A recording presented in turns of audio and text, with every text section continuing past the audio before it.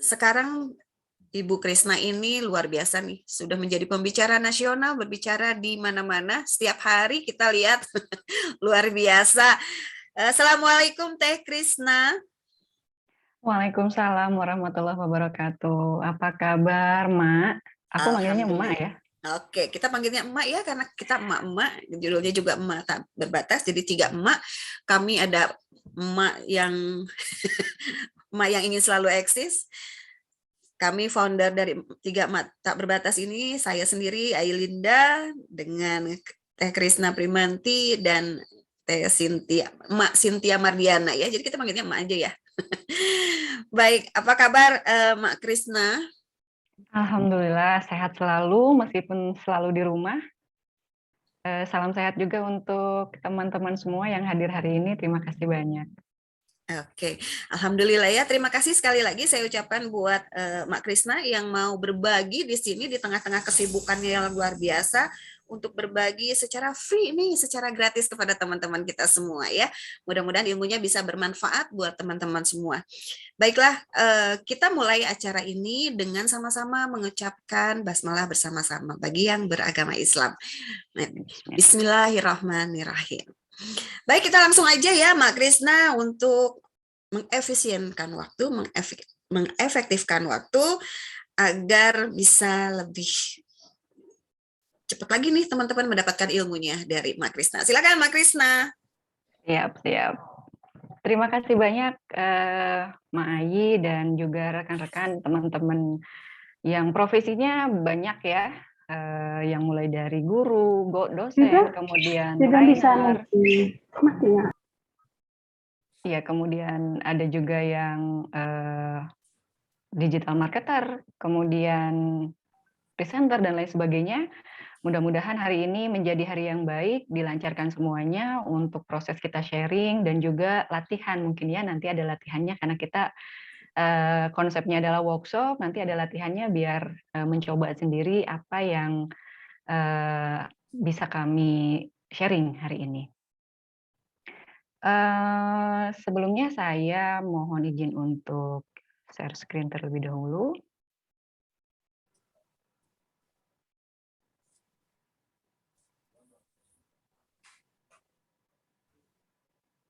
Sudah terlihat ya? Sudah. Sudah, baik. Sebentar.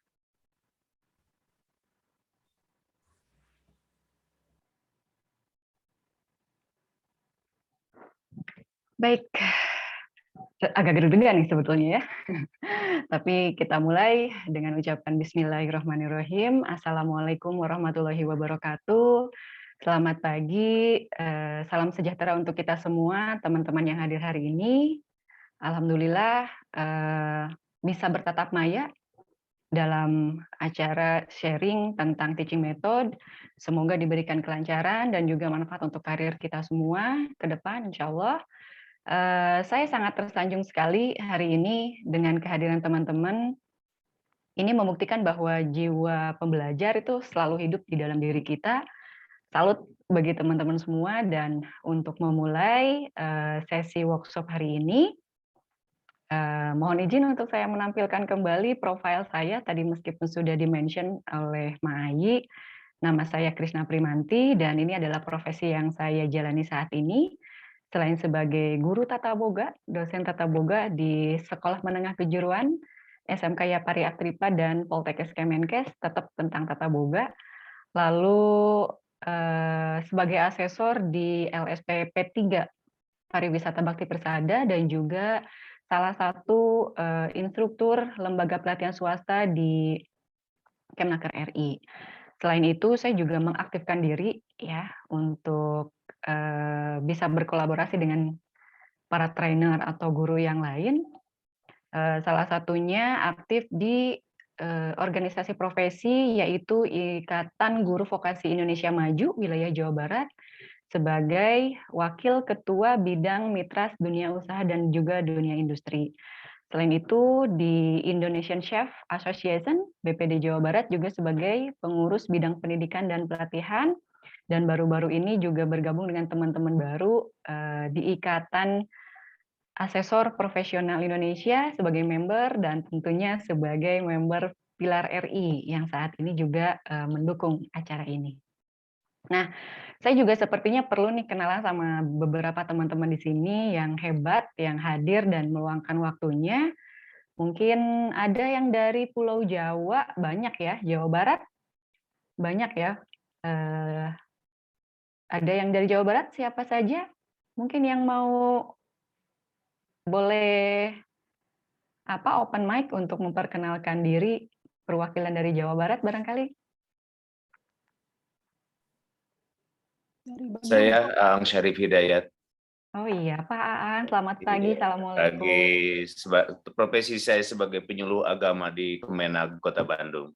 Wow, keren.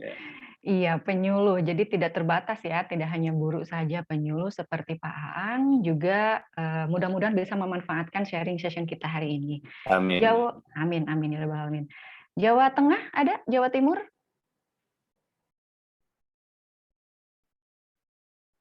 Iya, ada nggak? Ada, Teh. Ada. Semarang, Dengan siapa? Kota Semarang. Iya, betul, sama Mas Agung ya. Mas Agung di Kota sekali, Semarang. Teh. Iya. Mas Agung kegiatannya sekarang apa, Mas? Hari ini saya membersamai adik-adik UIN Wali Songo Semarang untuk studi lapangan. Studi lapangan. Kalau kegiatan sehari-harinya sebagai instruktur atau apa?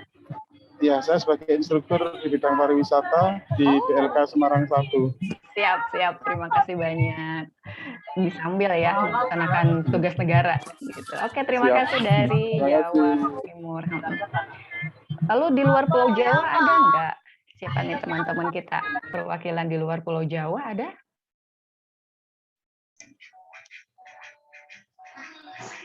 Sumatera. Wow, Sumatera. Sumatera Utara. Sumatera Utara, boleh kita sapa Mbak, siapa Mbak Dani? Iya. Mbak Dani Sumateranya di mana Mbak? Di Langkat, Mbak. Oh, Langkat. Langkat tuh berarti Sumatera? Sumatera Utara. Sumatera Utara. Terima kasih banyak sudah bergabung pagi ini. Kegiatan sehari-hari sekarang apa Mbak? Instruktur atau? Instruktur di LPK. Oh, instruktur di LPK. Siap. Kita nanti sharing-sharing tentang metode teaching ya. Baik. Ya, terima kasih banyak. Ada lagi? Sumatera sudah, Jawa sudah, Kalimantan, bagian timur barangkali ada? Ada. Dari NTT. Wow, NTT. Ibu siapa? Atau Mbak? Ibu dengan Ibu Yeni Ratnaningsih. Yeni Ratnaningsih. Bu Yeni, kegiatannya apa nih sehari-hari? Instruktur? Iya, saya instruktur garment apparel. Oke, bidang garment ya. Bidangnya itu bisa macam-macam. Iya, khususnya menjahit. Oke, bidang garment khususnya menjahit. Terima kasih banyak Ibu Yeni. Semoga nanti bisa bersama-sama sharing juga ya. Ada lagi? Kepri, Mbak. Iya. Kepri, Kepulauan Riau ya? Ya. Iya, betul. Dengan Ibu Sri. Betul. Iya, Ibu Sri instruktur, pengajar, guru ya, instruktur dari BLKPP Provinsi Kepri, Mbak. Keren, di BLK Kepri ya. Terima kasih banyak sudah hadir. Sama-sama, Mbak. Mari ya. Ada lagi nggak nih yang bikin saya surprise hari ini?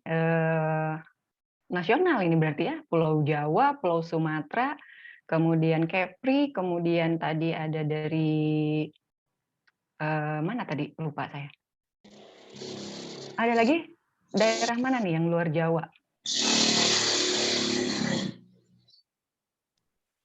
Siap, mungkin kita lanjutkan saja karena ini yang membuat saya surprise teman-teman instruktur, kemudian penyuluh dan berbagai bidang bisa hadir di sini bergabung.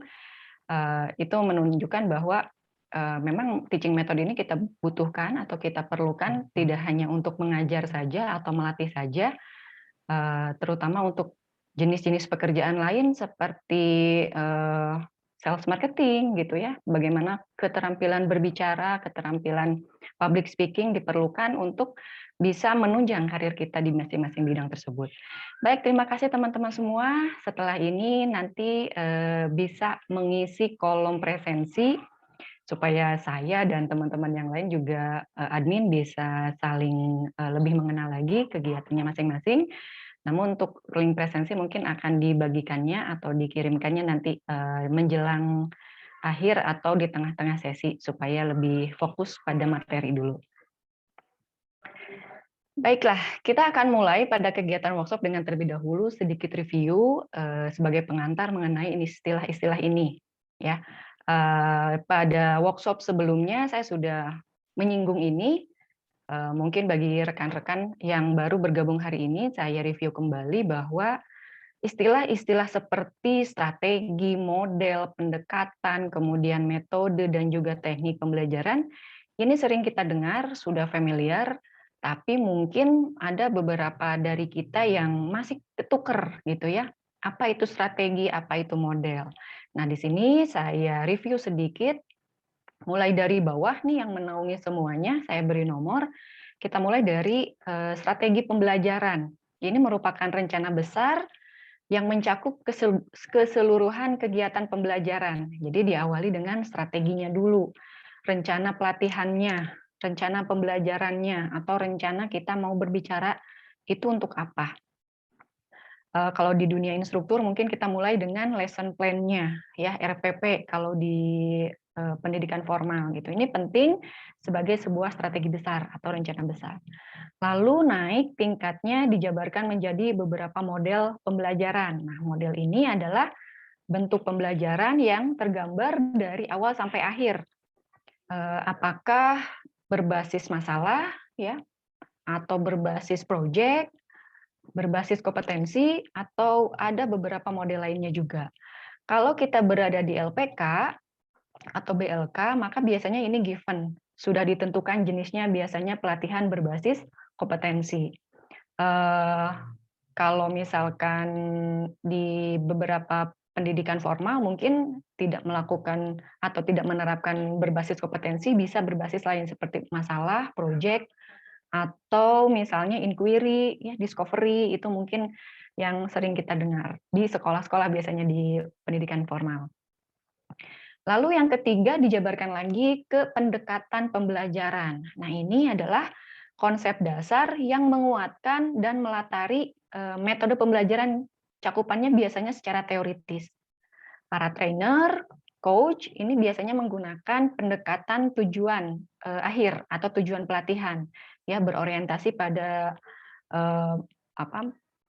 penguasaan satu pekerjaan atau suatu kompetensi, atau misalnya pendekatan yang berbasis konsep, misalnya di sekolah-sekolah formal itu konsep trigonometri, misalnya ya, konsep bilangan. Jadi si peserta itu diminta atau diharapkan untuk menguasai konsepnya.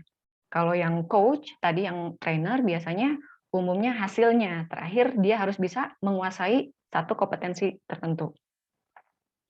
Nah, kemudian setelah pendekatan baru kita jabarkan menjadi metode, lalu ke teknik pembelajaran. Metode ini adalah prosedur, urutan atau langkah-langkah dan cara yang digunakan dalam pencapaian tujuan pembelajaran. Lalu diturunkan lagi menjadi teknik pembelajaran berupa cara konkret yang dipakai seseorang untuk proses pembelajaran saat berlangsung. Nah, kalau berbicara metode dan teknik, berarti kita sudah berbicara ke teknis, ya. Bagaimana pembelajaran atau pelatihan itu akan dieksekusi.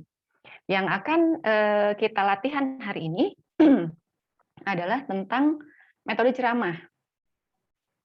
Saya yakin teman-teman ini sudah mempraktikkan dan sudah sangat menguasai, ya, bahwa ceramah ini adalah menyampaikan pengetahuan informasi, isu tertentu yang bisa umum ataupun khusus, mencakup semua bidang, ya, oleh pakar atau orang yang ahli di bidangnya. Nah, faktanya adalah bahwa ceramah ini dipengaruhi oleh kepribadian, kemudian kemampuan seseorang yang bisa didapat dari pengalamannya, kemudian dari bakat yang dimiliki, dan juga penguasaan materi, ini tentu saja. Ya, metode ceramah ini memiliki struktur yang lengkap, terdiri dari biasanya ada pendahuluan, lalu isi dan juga penutup. Untuk metode ceramah ini, medianya sebetulnya banyak. Yang umum digunakan barangkali ketika kita melakukan ceramah secara langsung itu adalah PowerPoint, gitu ya. Atau misalnya tulisan di papan tulis, itu yang menjadi media kita untuk ceramah. Nah, sebetulnya kalau zaman digital sekarang, untuk media ceramah ini kita bisa kembangkan, misalnya katakan ada YouTube, kemudian ada Instagram, ada WhatsApp, kemudian ada televisi, buku, dan lainnya juga bisa sesuai yang bisa diterima oleh masyarakat. Jadi yang dikatakan ceramah bukan hanya berbicara secara langsung di depan peserta, tapi bisa juga bentuknya kita buat video, buat tulisan yang nanti kita sebarkan via WhatsApp, via Facebook misalnya ya, atau kita cetak menjadi buku atau handout.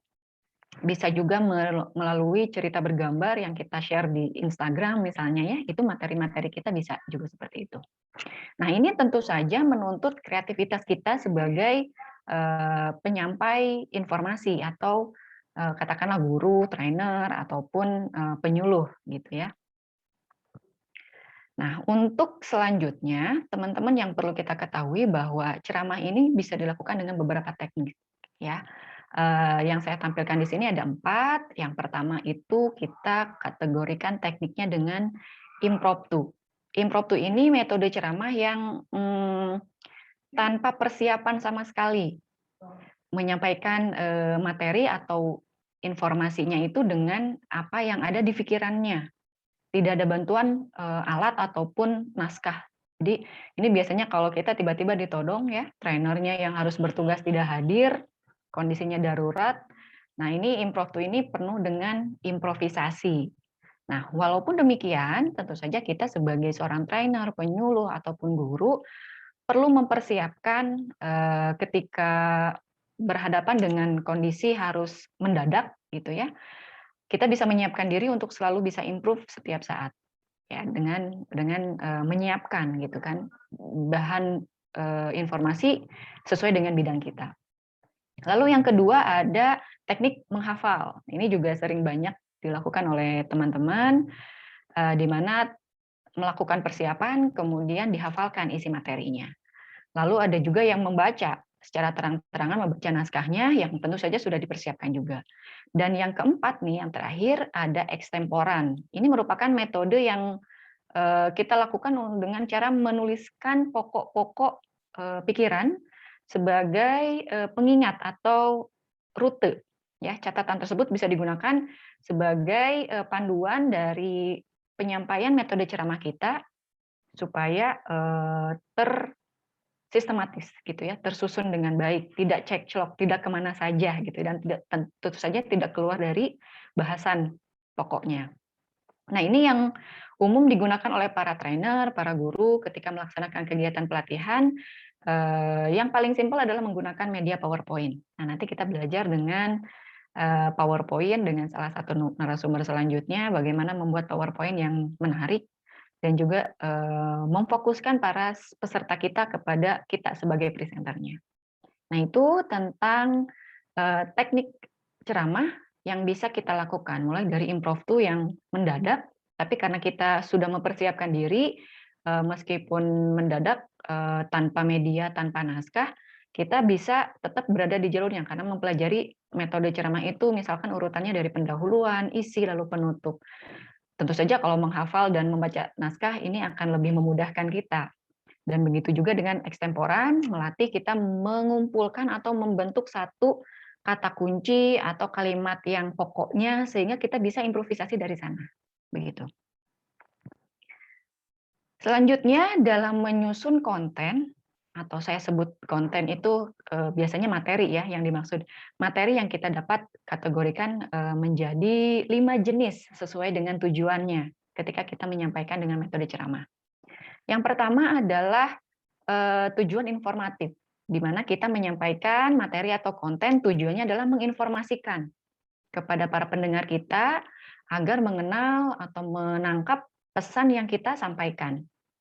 Lalu yang kedua ada persuasif, yang bertujuan untuk mengajak supaya pendengar kita itu mengikuti apa yang kita sampaikan atau yang kita anjurkan. Lalu ada yang bersifat atau bertujuan argumentatif. Ini bertujuan untuk menyampaikan sebuah topik yang mengandung pendapat atau persepsi kita mengenai suatu hal dengan cara menyampaikan contoh-contoh yang bisa difahaminya, argumennya apa, dan secara jelas diberikan contohnya juga. Nah, yang keempat dan kelima ini hampir sama sebetulnya, tapi ada yang dibedakan juga. Ini yang bertujuan rekreatif dan naratif. Ya, kalau rekreatif ya tentu saja rekreasi. Tujuannya untuk menghibur, untuk membuat gembira para partisipan kita, gitu ya, dengan cara menggambarkan, mengilustrasikan secara narasi cerita-cerita yang menjadi sumber informasi juga untuk mereka. Nah, tujuan-tujuan ceramah inilah yang kita mix dalam pembelajaran atau pelatihan supaya tidak monoton, ya. Bisa ada ketertarikan dari para peserta dan juga mencapai tujuan sesuai dengan yang kita tetapkan sebelumnya. Secara prosedural termasuk pengetahuan teoritis, kemudian urutan-urutan langkah-langkah dalam melakukan suatu pekerjaan, termasuk juga sikap-sikap yang harus dimiliki oleh peserta kita. Bisa kita rangkum dalam teknik ceramah ini. Kalau yang sifatnya keterampilan, seperti kita ketahui bisa dengan praktik ataupun demonstrasi. Nah, tetap saja ada bagian ceramahnya untuk penjelasan secara informatif bagian-bagian di demonstrasi atau praktikum itu. Jadi ceramah ini pasti akan selalu kita butuhkan untuk berbagai sesi pembelajaran atau pelatihan. Lalu teman-teman, berikut ini adalah contoh ceramah yang bertujuan informatif. Saya sampaikan contoh seperti ini, barangkali nanti juga latihannya untuk teman-teman bisa mengikuti cara membuat konten yang informatif. Ya. Contoh ceramah informatif di sini saya tuliskan dengan mengemukakan sepenggal kalimat inti yang tentu saja nanti teman-teman kembangkan ketika berceramah. Nah, dua penggalan kalimat pokok ini yang saya paparkan saat materi workshop yang lalu tentang manfaat dari metode ceramah dan juga metode demonstrasi. Ini baru sepenggal kalimatnya, ya, kalimat pokoknya saja sebagai panduan kita. Nah, nanti di belakangnya kita paparkan juga nih penjelasan yang sudah disiapkan. Ketika itu saya membuat kalimat pokok metode ceramah cocok untuk meningkatkan kemampuan temporal otak. Ini menurut Lansnows. Kemudian tentang demonstrasi, saya menyampaikan kalimat pokok informasinya. Metode demonstrasi memberikan andil penguasaan materi dan daya ingat sebesar 50% pada siswa, menurut Count of Experience oleh Edgar Dale. Nah, ini kalimat pokoknya, kalau saya ingatkan kembali pada workshop yang lalu,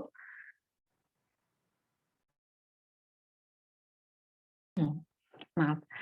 Jadi ketika workshop yang lalu, saat itu saya menjelaskan penggalan kalimat yang sama seperti tadi, lalu saya tambahkan atau lengkapi juga dengan penjelasan. Ya, metode ceramah adalah yang paling populer saat itu ya, murah, masif. Namun sisi negatifnya, bila kita lakukan terlalu sering, menimbulkan kebosanan. Peserta juga cenderung pasif, hanya aktivitas menulis catatan saja. Untuk itu, pintar-pintarlah kita memilih teknik ceramah yang baik, menarik, dan tepat sasaran. Ceramah ini ternyata paling cocok untuk temporal otak, yaitu pemahaman yang cepat, yang kaitannya dengan tempo. Ini menurut ahli pendidikan Lansnows, mengatakan bahwa kemampuan otak manusia itu terbagi menjadi dua, ada yang temporal skill dan juga spatial skill.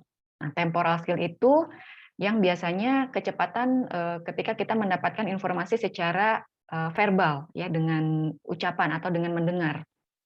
Contohnya, tolong kamu kirim paket ini ke Pak Bagus melalui JNE, JNT, atau si cepat. Nah, orang yang temporal skill-nya bagus, dia bisa menangkap langsung informasi ini secara utuh dan langsung mencari ekspedisi untuk mengirimkan paketnya.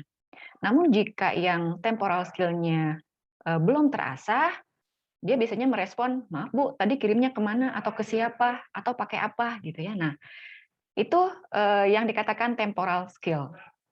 Kemampuan peserta atau kemampuan seseorang melalui cepat tanggapnya menangkap informasi.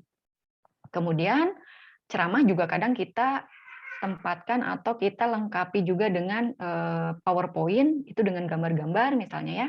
Nah itu sebetulnya bagus untuk meningkatkan spatial skill otak. Tidak dipengaruhi tempo, tapi konsentrasinya harus lebih tinggi. Contohnya kalau kita memberikan instruksi dengan tulisan, tidak membutuhkan tempo, tapi konsentrasi atau daya kerja otaknya akan lebih berat. Ketika membaca tulisan, orang akan berpikir maksud dan arti dari simbol-simbol yang kita baca. Biasanya cenderung fokus membaca tulisan, gitu ya. Contohnya ketika kita membaca menikmati film yang ada subtitlenya, biasanya kita cenderung lebih fokus membaca tulisan di bawah dan baru mengerti kalau sudah baca secara full keseluruhan, daripada kita menikmati film yang langsung bahasanya kita pahami. Jadi kalau ada subtitlenya kita cenderung baca dulu baru ngerti, oh ini ceritanya ke sini. Nah seperti itu yang spatial skill.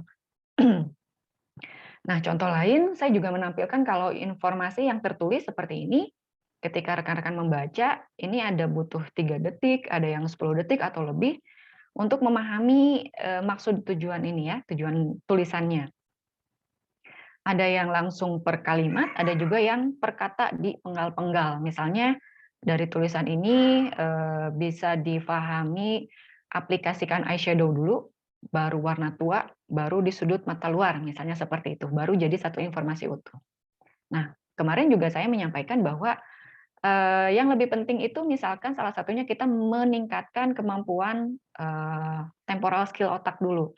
Karena ini kebutuhan bagi seseorang untuk dapat menerima, menyerap, dan juga memahami materi dengan cepat ya dari yang dijelaskan oleh seseorang. Bagaimana caranya? Nah, metode ceramahnya harus yang menarik, yang langsung konsentrasi seseorang itu tertuju kepada kita. Lalu ceramah bergambar, atau yang ditambahkan dengan PowerPoint dengan tulisan itu untuk spatial skill otak. Nah, itu kira-kira bentuknya kemarin saya sampaikan yang dikategorikan ceramah atau konten yang bersifat informatif. Ya, kita tampilkan penggalan kalimat pokoknya, lalu kita berikan contoh penjelasan secara detail dengan kalimat yang tentu saja bisa kita persiapkan.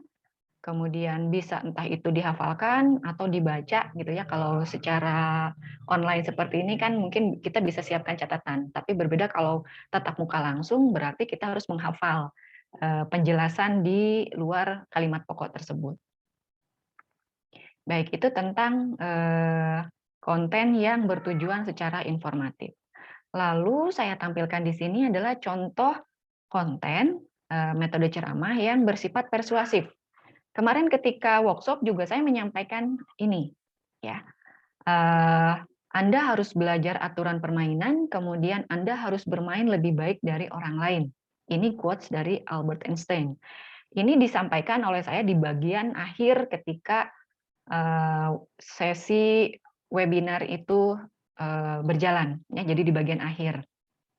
Untuk waktu itu saya mengajak para partisipan webinar untuk mempelajari aturan main gitu ya, gimana melakukan pembelajaran atau pelatihan melalui metode teaching method ini, lalu kita bisa menjadi seorang trainer yang lebih baik gitu ya dari sebelumnya. Kemudian mengajak selalu semangat untuk tidak berhenti belajar dan selalu mengembangkan kemampuan yang ada dalam diri kita.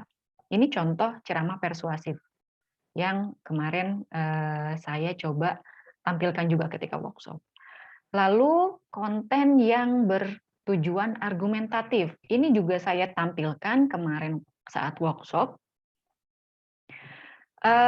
Sebagai contoh pada webinar lalu itu saya memaparkan argumen atau pendapat saya tentang cara menguasai kompetensi secara full dikaitkan dengan jenis-jenis teaching method. Bahwa untuk mencapai kompetensi utuh, ini tidak bisa mengandalkan hanya satu teaching method saja. Ya, harus disesuaikan dengan tujuan akhir yang ditetapkan. Misalnya untuk knowledge kita dengan ceramah, kemudian untuk skills-nya kita dengan metode demonstrasi atau praktikum, dan untuk attitude bisa dengan latihan karena melalui pembiasaan selama praktik dan juga simulasi. Nah, Ketika itu saya juga menyampaikan, nggak mungkin kita pakai satu teaching method saja untuk mendapatkan satu whole kompetensi, ya. Harus kombinasi, karena pelatihan yang sesungguhnya itu tidak sebatas micro teaching saja yang kita alami ketika uji kompetensi trainer gitu ya. Tantangan kita tuh macro teaching yang durasinya lebih panjang, kemudian materinya juga lebih banyak, lebih dalam gitu ya. Tingkat kebosanan peserta juga cenderung lebih tinggi kalau hanya mengandalkan satu teaching method saja. Nah, argumen yang diajukan ini sebagai sebuah pendapat yang bisa diterima oleh partisipan lain. Lebih bagus lagi kalau kita bisa menghidupkan audiens kita yang bersedia menyampaikan argumen mereka, baik yang sejalan atau bahkan yang bertentangan sekalipun. Ya, jadi kita bisa menghidupkan argumentasi yang kita sampaikan itu mengundang argumen-argumen peserta kita yang lain. Namun bukan berarti untuk saling mematahkan, ya. Kita harus bisa menjadi penengah agar setiap argumen ini bisa saling terkait dan juga saling mendukung. Masing-masing persepsi ini pasti bisa diterima oleh berbagai dukungan data yang valid juga tentunya. Gitu ya. Jadi ini contoh konten yang bertujuan argumentatif ketika saya menyampaikan workshop pada waktu yang lalu. Jadi ada argumentasi yang disampaikan dan mungkin karena sesinya waktu itu pendek, Q&A-nya juga sebentar, sehingga mungkin belum sampai menggali argumen-argumen lain daripada partisipan. Nah, ketika kita melakukan pelatihan, penyuluhan, kita bisa menggali argumen-argumen dari peserta kita. Itu akan lebih baik dan lebih hidup ketika melaksanakan metode ceramah. Selanjutnya, di sini saya sampaikan contoh konten materi yang bersifat atau bertujuan rekreatif dan juga naratif. Rekan-rekan bisa membaca. Iya. Apa yang rekan-rekan tangkap dari penggalan kalimat ini? Ada yang mau menyampaikan persepsinya atau pendapatnya, apa yang ditangkap ketika membaca konten rekreatif atau naratif yang saya sampaikan? Silahkan, ada rekan-rekan yang mau menyampaikan apa yang ditangkap dari kalimat pokok ini.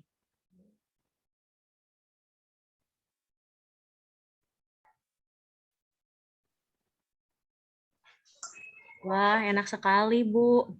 Wah, enak ya. Ini sama Mbak Naila ya? Iya. Jadi Itu apa? sangatnya gambarnya aja nih, Bu. Nggak ada, nggak bisa diicip-icip. Nggak bisa dicip-cip. Iya. Jadi ini ungkapan kata-kata pokok, tapi bisa menggambarkan sesuatu ya, Mbak ya. Jadi Mbak Naila juga malah nagih nih, mana gambarnya, mana bisa dicicip atau enggak gitu. Oke. Padahal nggak ada gambarnya ya, Bu. Nggak ada gambarnya padahal gitu, tapi membawa imajinasi peserta kita ya. Jadi betul. Terima kasih Mbak Naila ya sudah membantu saya.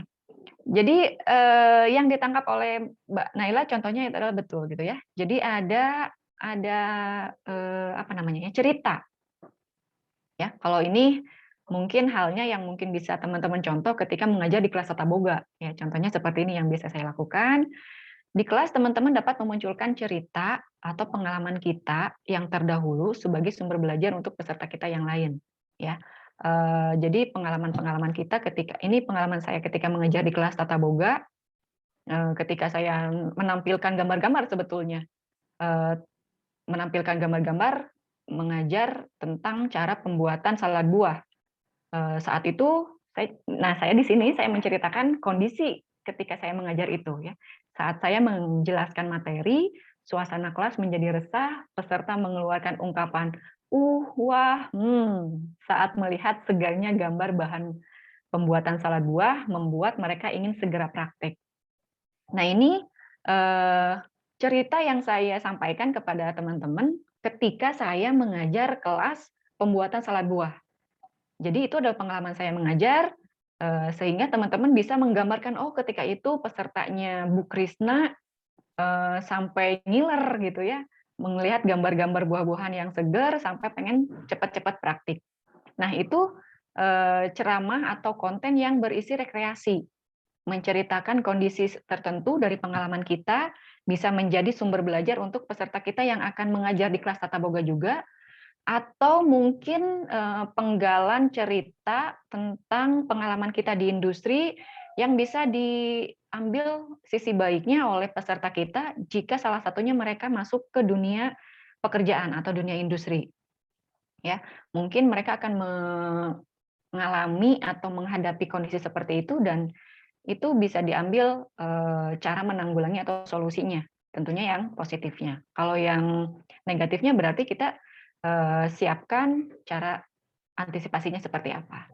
Nah, contoh lain, cerita kedua nih. Ketika saya bekerja sebagai cook di Gardemangse Section Papandayan Hotel, jika saya masuk shift 1, eksekutif chef saya selalu berteriak memanggil nama saya sejak pukul 6.30. Padahal shift pagi baru dimulai pukul 7.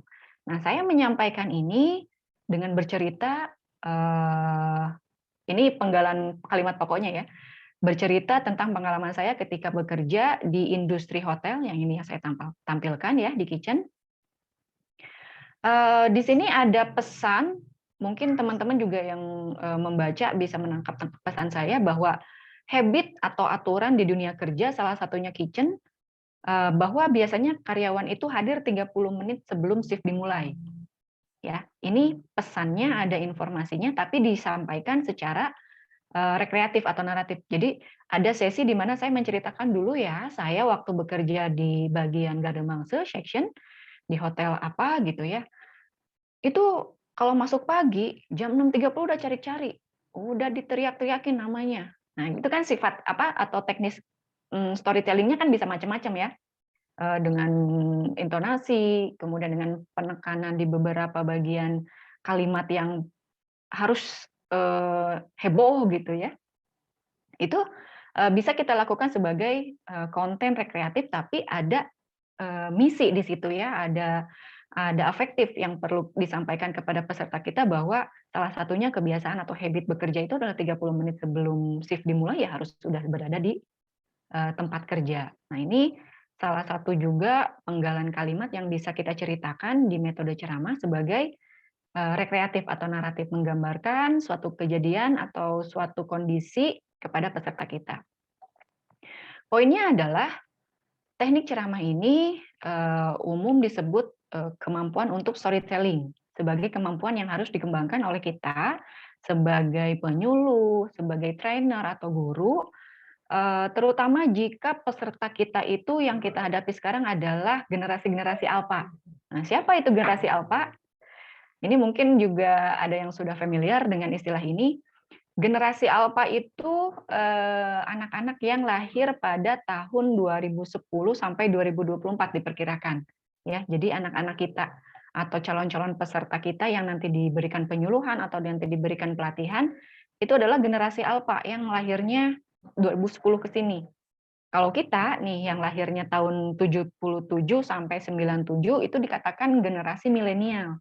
Jadi agak keliru kalau dibilang sekarang generasi milenial, padahal generasi milenial itu ya kita yang lahirnya tahun 77 sampai 97.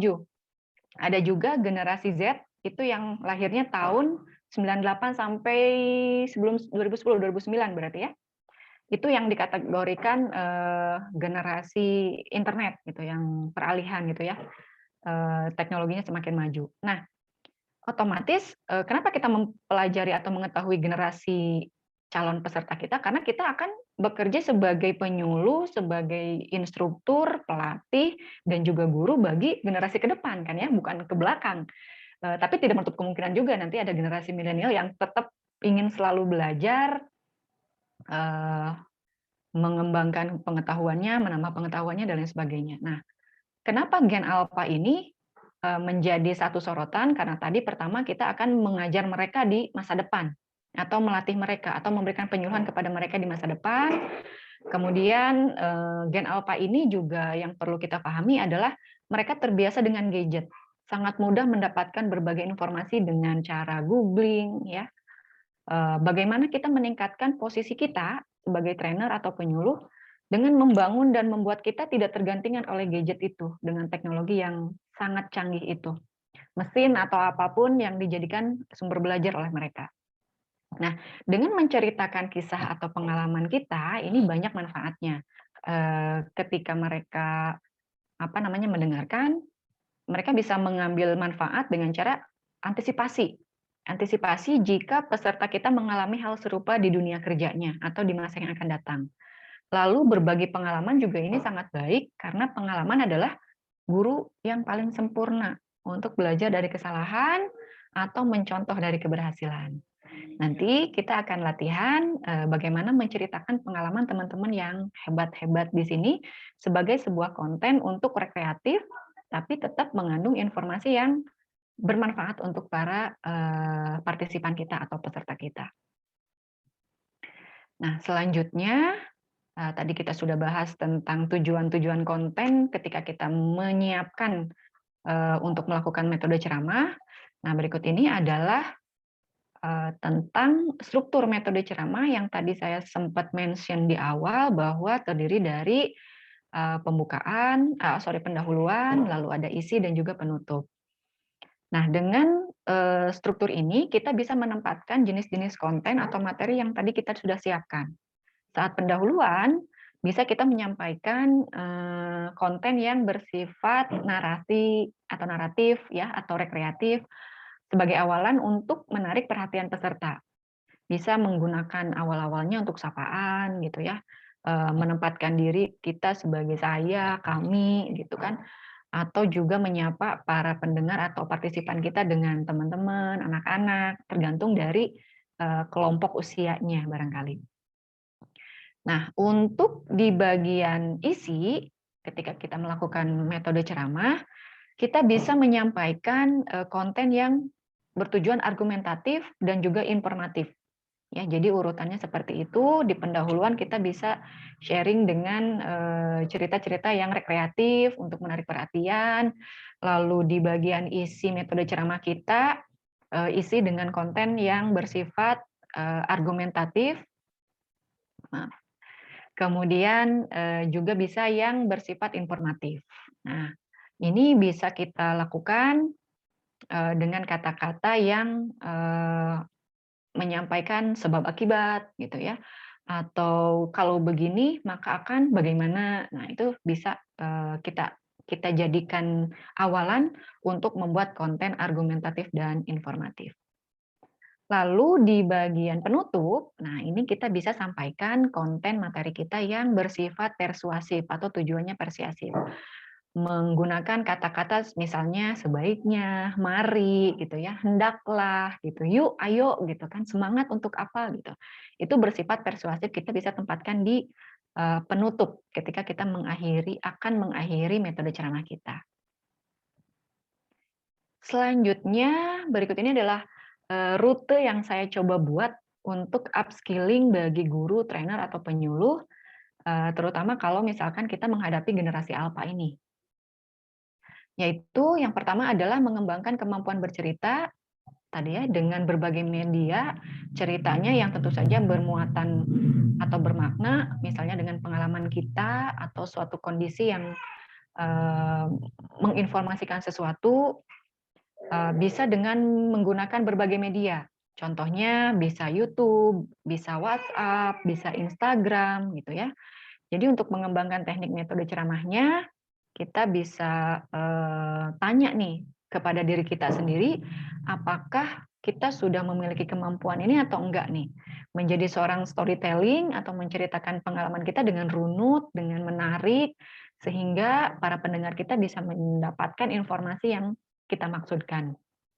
Dan tentu saja membuat peserta kita senang gitu ya, happy mendengarkan cerita demi cerita dari kita sebagai sumber belajar mereka, terutama mengenai pengalaman-pengalaman di dunia kerjanya atau jatuh bangunnya usaha kita, resiko dan keberhasilan yang bisa kita adaptasikan oleh mereka.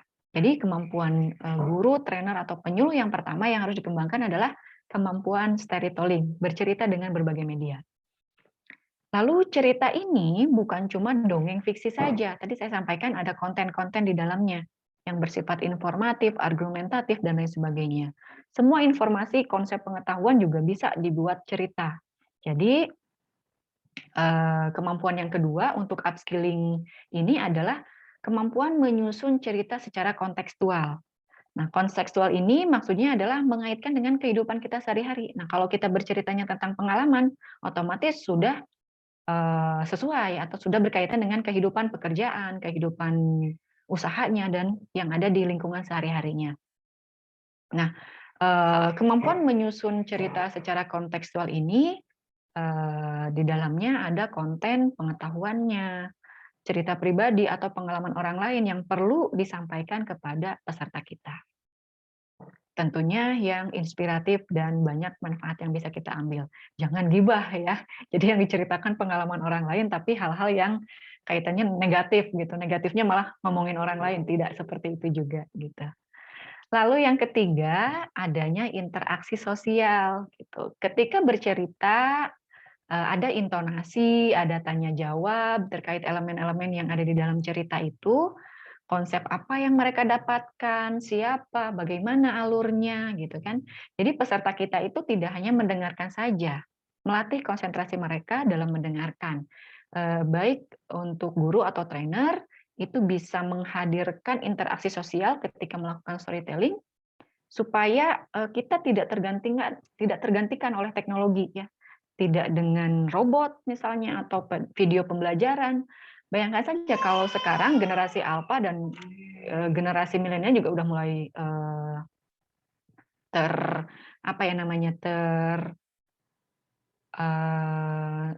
terasuki apa dong?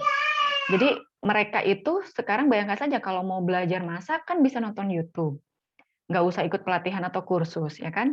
Kalau mau cari teori atau materi bidang pelatihan apapun mereka bisa googling ya. Mbah Google tuh bisa standby 24 jam gitu. Nah, kita sebagai trainer, guru atau penyuluh harus memiliki keunikan salah satunya interaksi sosial ini. Tentu saja yang menyenangkan dengan cara tadi salah satunya bercerita gitu tentang pengalaman kita yang bisa diambil hal-hal positifnya oleh peserta kita.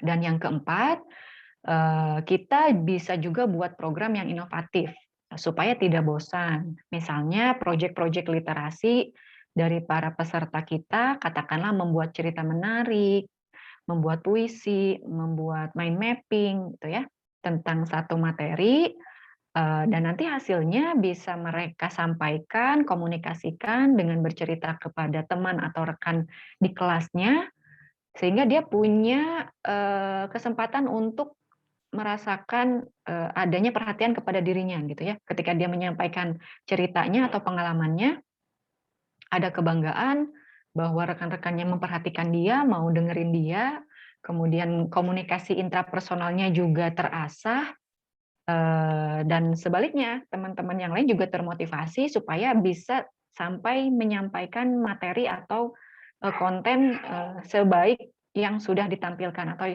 seperti yang contoh yang dia lihat. Jadi kita lah guru atau penyuluh atau trainer yang menyusun program inovatif untuk pembelajaran yang menarik bagi peserta. Nah, rekan-rekan, begitu kira-kira kemampuan yang perlu dimiliki oleh kita pada era sekarang ini, apalagi yang kita hadapi adalah generasi alfa yang serba canggih gitu ya, mudah sekali mendapatkan informasi apapun dari sumber manapun, tapi membuat kita itu tidak tergantikan dengan teknologi itu. Kita yang memanfaatkan teknologi, bukan kita yang digantikan. Seperti itu. Nah, selanjutnya, karena kegiatan kita ini adalah workshop, tentu teknisnya ada aktivitas peserta ya. Untuk aktivitas pada workshop teaching method kita untuk menyusun skenario pembelajaran dengan metode ceramah, untuk itu aktivitas pertama adalah para peserta memilih unit kompetensi yang menjadi pokok bahasan pada metode ceramahnya. Nah, para peserta boleh teman-teman menggunakan session plan atau lesson plan yang sudah ada, sehingga nanti kalau kita praktek atau materinya sudah siap, bisa kita praktekkan untuk mengajar pada saat pelatihan. Nanti pada kolom chat saya akan bagikan form untuk pemilihan unit kompetensinya, supaya saya juga bisa lebih paham tentang konten-konten materi pokok apa aja yang rekan-rekan semua miliki atau akan dijadikan sebagai bahan latihan. Sehingga saya juga nanti pada saat konsultasi, sesi konsultasi, bisa memberikan minimal gambaran secara konseptualnya, ini arahannya seperti apa, cerita apa yang bisa disampaikan, gitu. Nah, nanti kita akan bahas, ditampilkan materi-materi pokoknya, kemudian kita lanjutkan ke aktivitas kedua nantinya, sebagai aktivitas utama, gitu ya, yaitu peserta membuat paragraf konten materi yang bersifat informatif, kemudian persuasif, kemudian argumentatif, dan juga rekreatif secara naratif juga. Sebagai penggalan kalimat pokoknya, dan tentu saja nanti dilengkapi juga dengan cerita-cerita atau penjelasan-penjelasan serta contoh yang dipersiapkan. Ini nanti akan dikumpulkan pada kantung pengumpulan aktivitas peserta sebagai portofolio workshop, syarat untuk melanjutkan pada workshop sesi kedua tentang public speaking dan juga media. Bagaimana cara atau teknik menyampaikan konten-konten yang sudah kita persiapkan ini. Jadi pada sesi hari ini kita akan menyusun konten-konten yang bertujuan persuasif, informatif, argumentatif, dan rekreatif untuk kita gunakan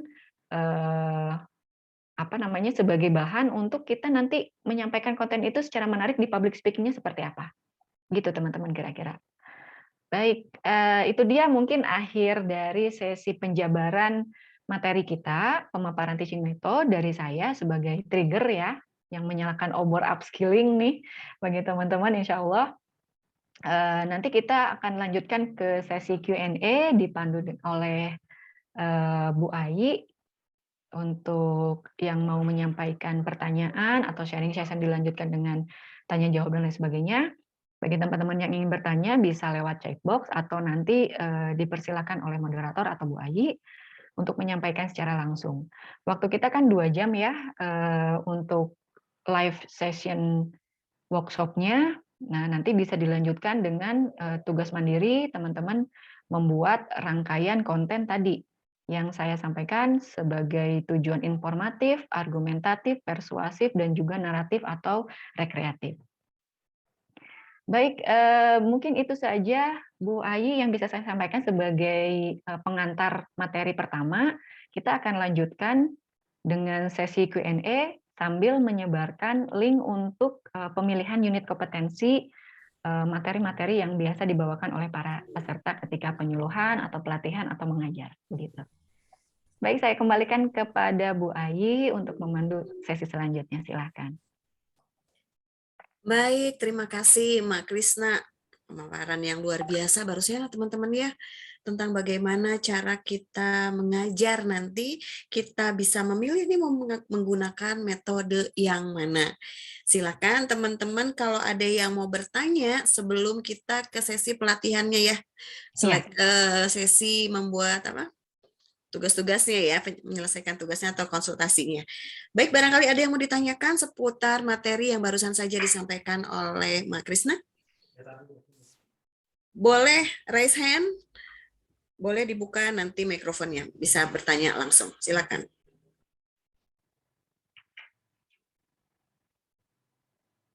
Ya, jadi teman-teman saya perlu informasikan juga bahwa e-sertifikat bisa didapatkan apabila teman-teman mengikuti 3 sesi. Jadi 3 sesinya harus diikuti semua dan menyelesaikan tugas-tugas yang kami berikan. Nah, salah satunya ini tugas-tugas yang mau diberikan oleh Mak Krisna. Apa nih tugasnya Mak Krisna? Bagaimana cara mengerjakannya? Terus saya ada kesulitan nih di sini. Boleh, kita akan buka sesi tanya jawab. Kita juga akan memberikan waktu untuk konsultasi buat teman-teman untuk menyelesaikan tugasnya. Dan di kolom chat juga sudah diberikan link untuk pengumpulan tugas-tugasnya ya. Silakan, ada teman-teman yang mau bertanya? Ya, Assalamualaikum Teh Ayi. Oh, waalaikumsalam. Mangga Teh Naila. Ya, untuk Bu Krisna terima kasih atas paparannya, materinya bagus sekali.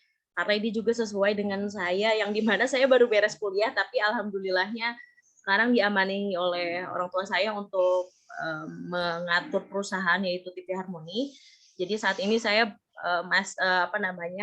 general manager ya. Tapi memang masih banyak hal yang saya masih tabu lah soal perusahaan ya, terutama dalam pengarahan kepada kru ataupun staff di TV Harmoni. Oke, misalkan saya ambil contohnya ketika saya ingin arrange untuk sebuah meeting. Nah, saya tuh kepengen di sini tuh sesuai yang sudah Ibu Krisa tadi jelaskan, ada yang informatif, persuasif, argumentatif, juga ada kreativitas, ada rekreatif dan ada naratif. Nah, gimana caranya saya men-treat mereka itu kan adalah karyawan, tapi juga di saat saya memberikan informasi, di saat saya mengajak, di saat saya memberikan argumentatif maupun rekreatif itu pas gitu untuk untuk pada saat meeting dengan tim gitu. Terutama di yang bagian rekreatif ya, karena kan kadang ada bukan ada gap ya, cuman kan yang namanya tim kadang kan memang ada gap ya dengan jajaran manajemen gitu. Nah, itu supaya tidak ada dan supaya rekreatifnya juga pas, tidak terlalu berlebihan gitu kan. Terus juga dalam memberikan informasi juga pas, juga pada saat memberikan persuasif pas, argumentatifnya juga pas. Itu tipsnya gimana sih, Mbak? Gitu. Ya, itu aja. Baik. Makasih. Sama-sama Mbak Naila. Ini langsung gimana, Bu Ai? Ya, langsung aja. Langsung aja, baik. Langsung aja, silakan.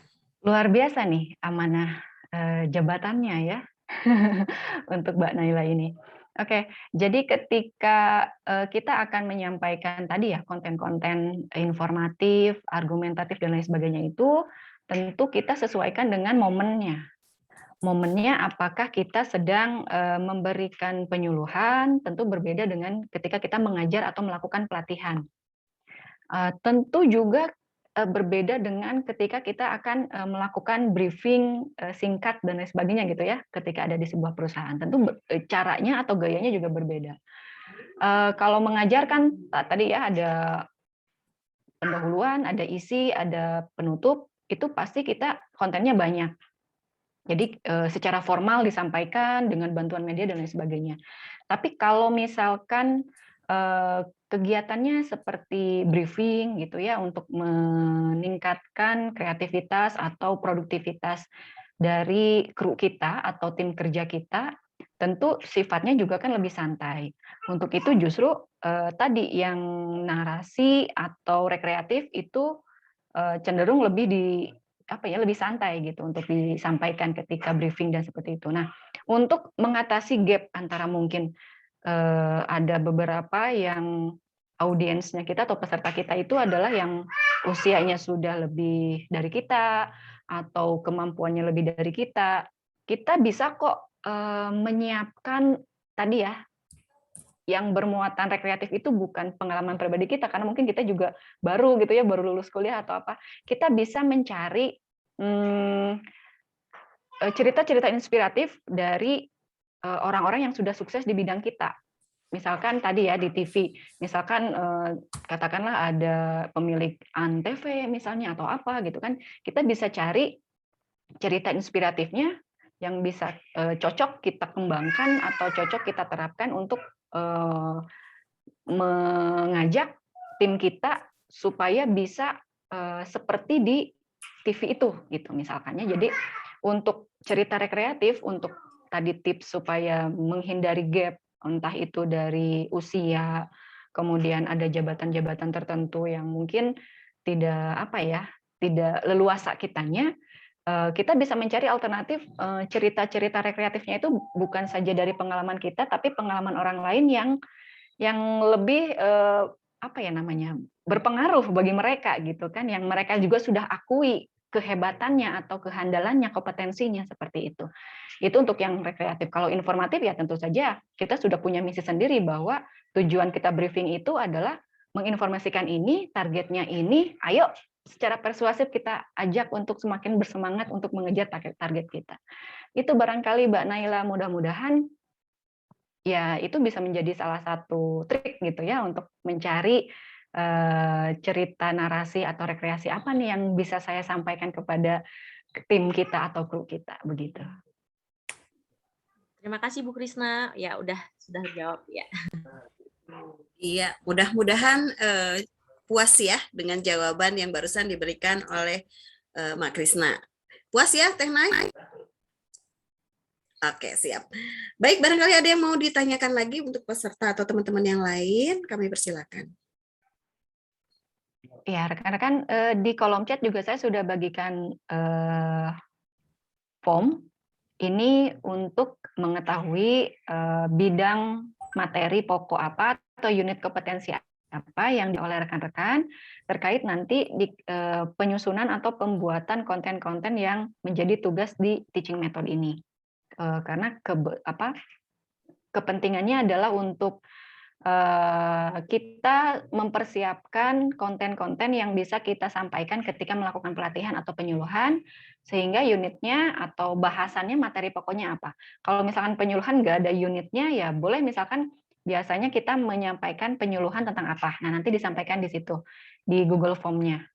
Ya, jadi form ini diisi mulai dari nama, kemudian asal instansi, kemudian kota, unitnya atau materi pokoknya yang biasa dibawakan untuk penyuluhan, untuk trainer atau itu apa yang mau dipilih, sehingga nanti kita sesuaikan dengan tadi aktivitas peserta untuk menyusun paragraf pokok dan juga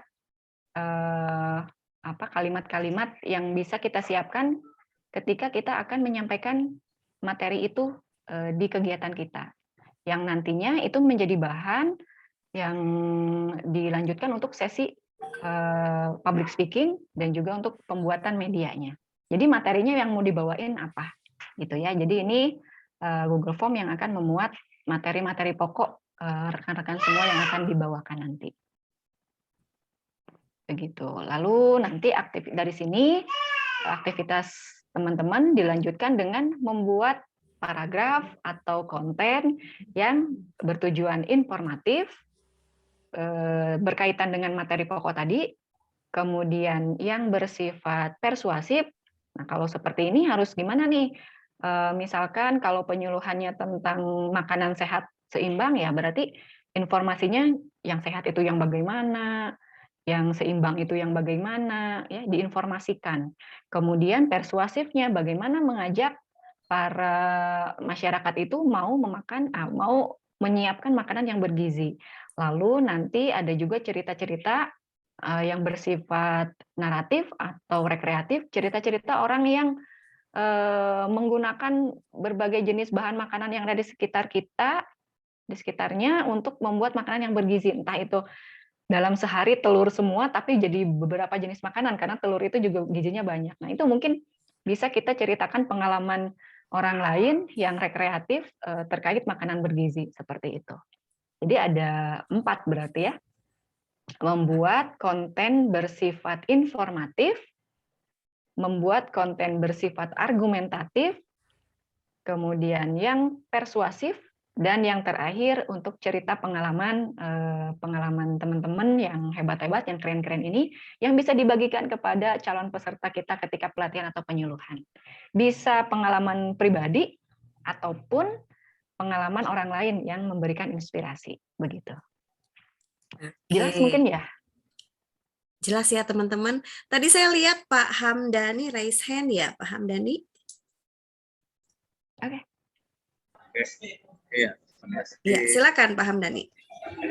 Waalaikumsalam. Pertanyaannya, saya beberapa kali mengisi pelatihan di BLK, itu pesertanya beragam dari sisi usia. Kadang ada yang masih muda, ada yang sudah agak matang, ada yang sudah tua, kira-kira gitu. Nah, jadi saya terkendala waktu itu memilih metode yang tepat. Jadi memilih metode yang tepat itu menjadi satu kendala karena beragamnya usia peserta. Nah, jadi mohon masukan dari Krisna gimana cara mensiasati ini supaya tidak pelatihan itu menjadi lebih efektif. Oke, baik. Udah ya? Itu aja, Pak. Oke. Jadi kalau nggak salah tangkep tadi dari pelatihan-pelatihan yang Bapak adakan itu beragam ya Pak ya usianya, ada yang milenial, ada yang kolonial, ada yang generasi alfa tadi kali ya. Nah, bagaimana cara membuat atau mencari metode yang tepat, begitu ya Pak? Betul. Ya, bagaimana cara memilih metode yang tepat pada saat pelatihan-pelatihan yang Bapak adakan, seperti itu ya Pak ya? Baik, silakan Mak Krisna. Baik, terima kasih Pak Hamdani. Ini juga mungkin dialami oleh teman-teman kita yang lain ya. Ketika melakukan pelatihan, tentu yang mendaftar itu dari berbagai kalangan, terutama di usia. Ada yang sudah cukup matang, sudah cukup berpengalaman, tapi karena ingin menggali lagi informasi atau pengetahuan lebih, dia ikut lagi pelatihan di kelas kita. Atau yang masih muda, yang masih membara gitu ya untuk belajarnya atau semangat belajarnya. Nah, untuk pemilihan metode sebetulnya ya balik lagi materinya tentang apa dulu nih Pak.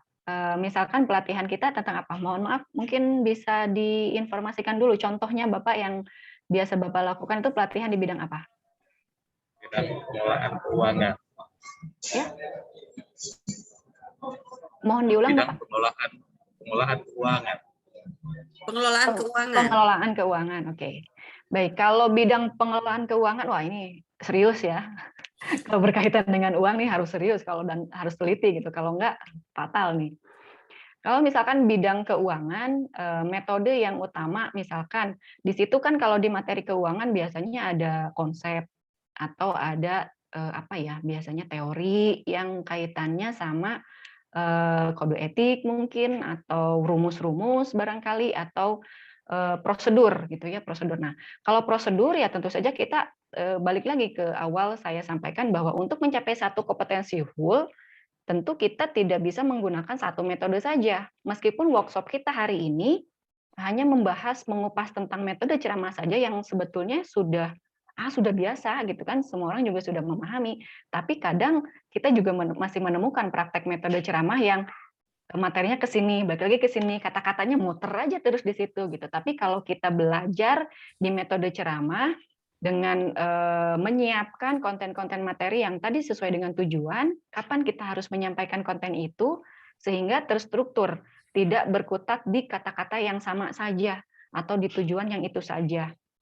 Nah, jadi untuk menyampaikan di bidang apa kita melakukan pelatihan atau memberikan pelatihan, berarti disesuaikan dengan tujuannya tadi. Kalau tujuannya whole, satu kompetensi, ya harus tahu pengetahuannya, ya harus mencapai kompetensinya, ya harus mencapai juga afeksinya.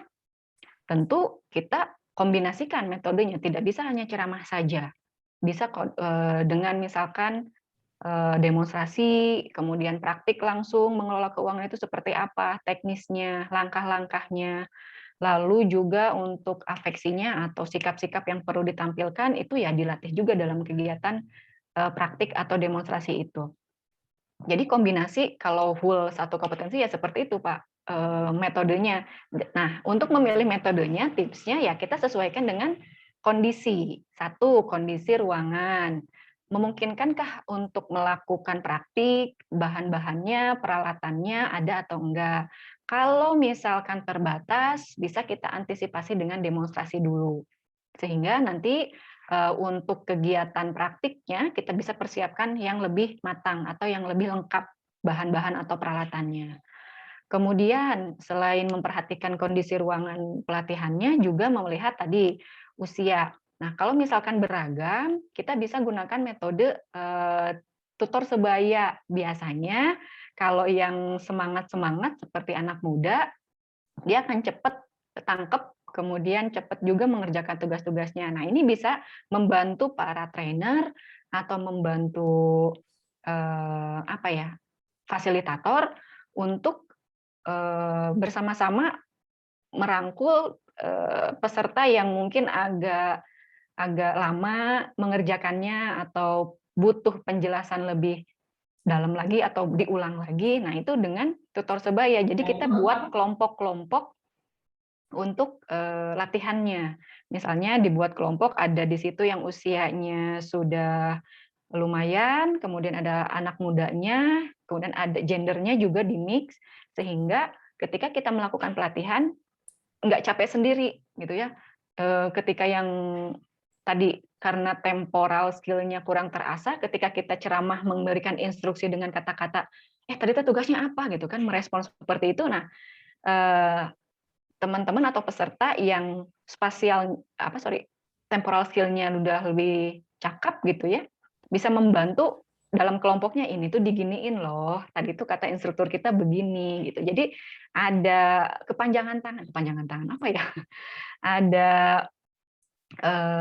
asisten kita lah gitu di setiap kelompoknya gitu, yang bisa membantu pemerataan informasi, pemerataan kompetensi di masing-masing kelompok kecil seperti itu. Jadi tadi ya mungkin yang bisa saya garis bawahi, dilihat dari fasilitas yang kita miliki, ruangannya, peralatannya, apakah memungkinkan untuk praktek langsung atau bisa diantisipasi dengan demonstrasi dulu baru nanti prakteknya. Kemudian kalau melihat tadi dari gender, kemudian usianya yang beragam, kita bisa kelompokkan di mix gitu ya, dikombinasikan sehingga proses penyampaian materinya bisa lebih merata, dibantu dengan siswa-siswa kita atau peserta kita yang memang cepat gitu untuk menangkap informasinya. Itu barangkali tipsnya atau yang bisa saya sampaikan menurut persepsi saya gitu ya. Mungkin yang lain juga punya trik-trik tersendiri yang bisa diaplikasikan begitu. Ya, terima kasih. Sama-sama Pak Hamdani. Baik, terima kasih Pak Hamdani, pertanyaannya luar biasa ya. Itu memang sangat sering terjadi ya, Mak Krisna. Setiap kita melakukan pelatihan-pelatihan, ada aja perbedaan-perbedaan dari usia gitu. Nah, itu merupakan salah satu trik yang bisa diterapkan nanti di pelatihan-pelatihan atau di kegiatan-kegiatan kita. Baik, barangkali ada teman-teman yang mau bertanya lagi, silakan. Ini siapa yang raise hand? Oh, Ibu Rina Agustini. Kami persilakan Ibu Rina. Ya, Assalamualaikum Ibu Ai, Ibu Krisna, sehat selalu ya. Waalaikumsalam. Alhamdulillah. Silakan Ibu Rina. Iya, saya mohon maaf tadi agak telat masuk, ada sedikit kegiatan. Ibu Krisna, saya mau tanya nih, kalau ceramah yang informatif di masa daring ini, triknya apa ya? Soalnya di masa daring ini kan saya sendiri mengalami kita menyampaikan informasi secara daring kepada anak-anak, mulai dari kita menyampaikan salam, kemudian menanyakan kesehatan anak-anak, kemudian kita menyampaikan materinya, tugas-tugasnya kepada anak. Kadang anak tuh cuek gitu, nggak mau baca, nggak mau mengerjakan apa yang kita sampaikan. Kita berusaha merangkul anak-anak di masa pandemi ini untuk tetap harus belajar, tetap harus mengerjakan tugas-tugasnya untuk menyelesaikan pendidikannya.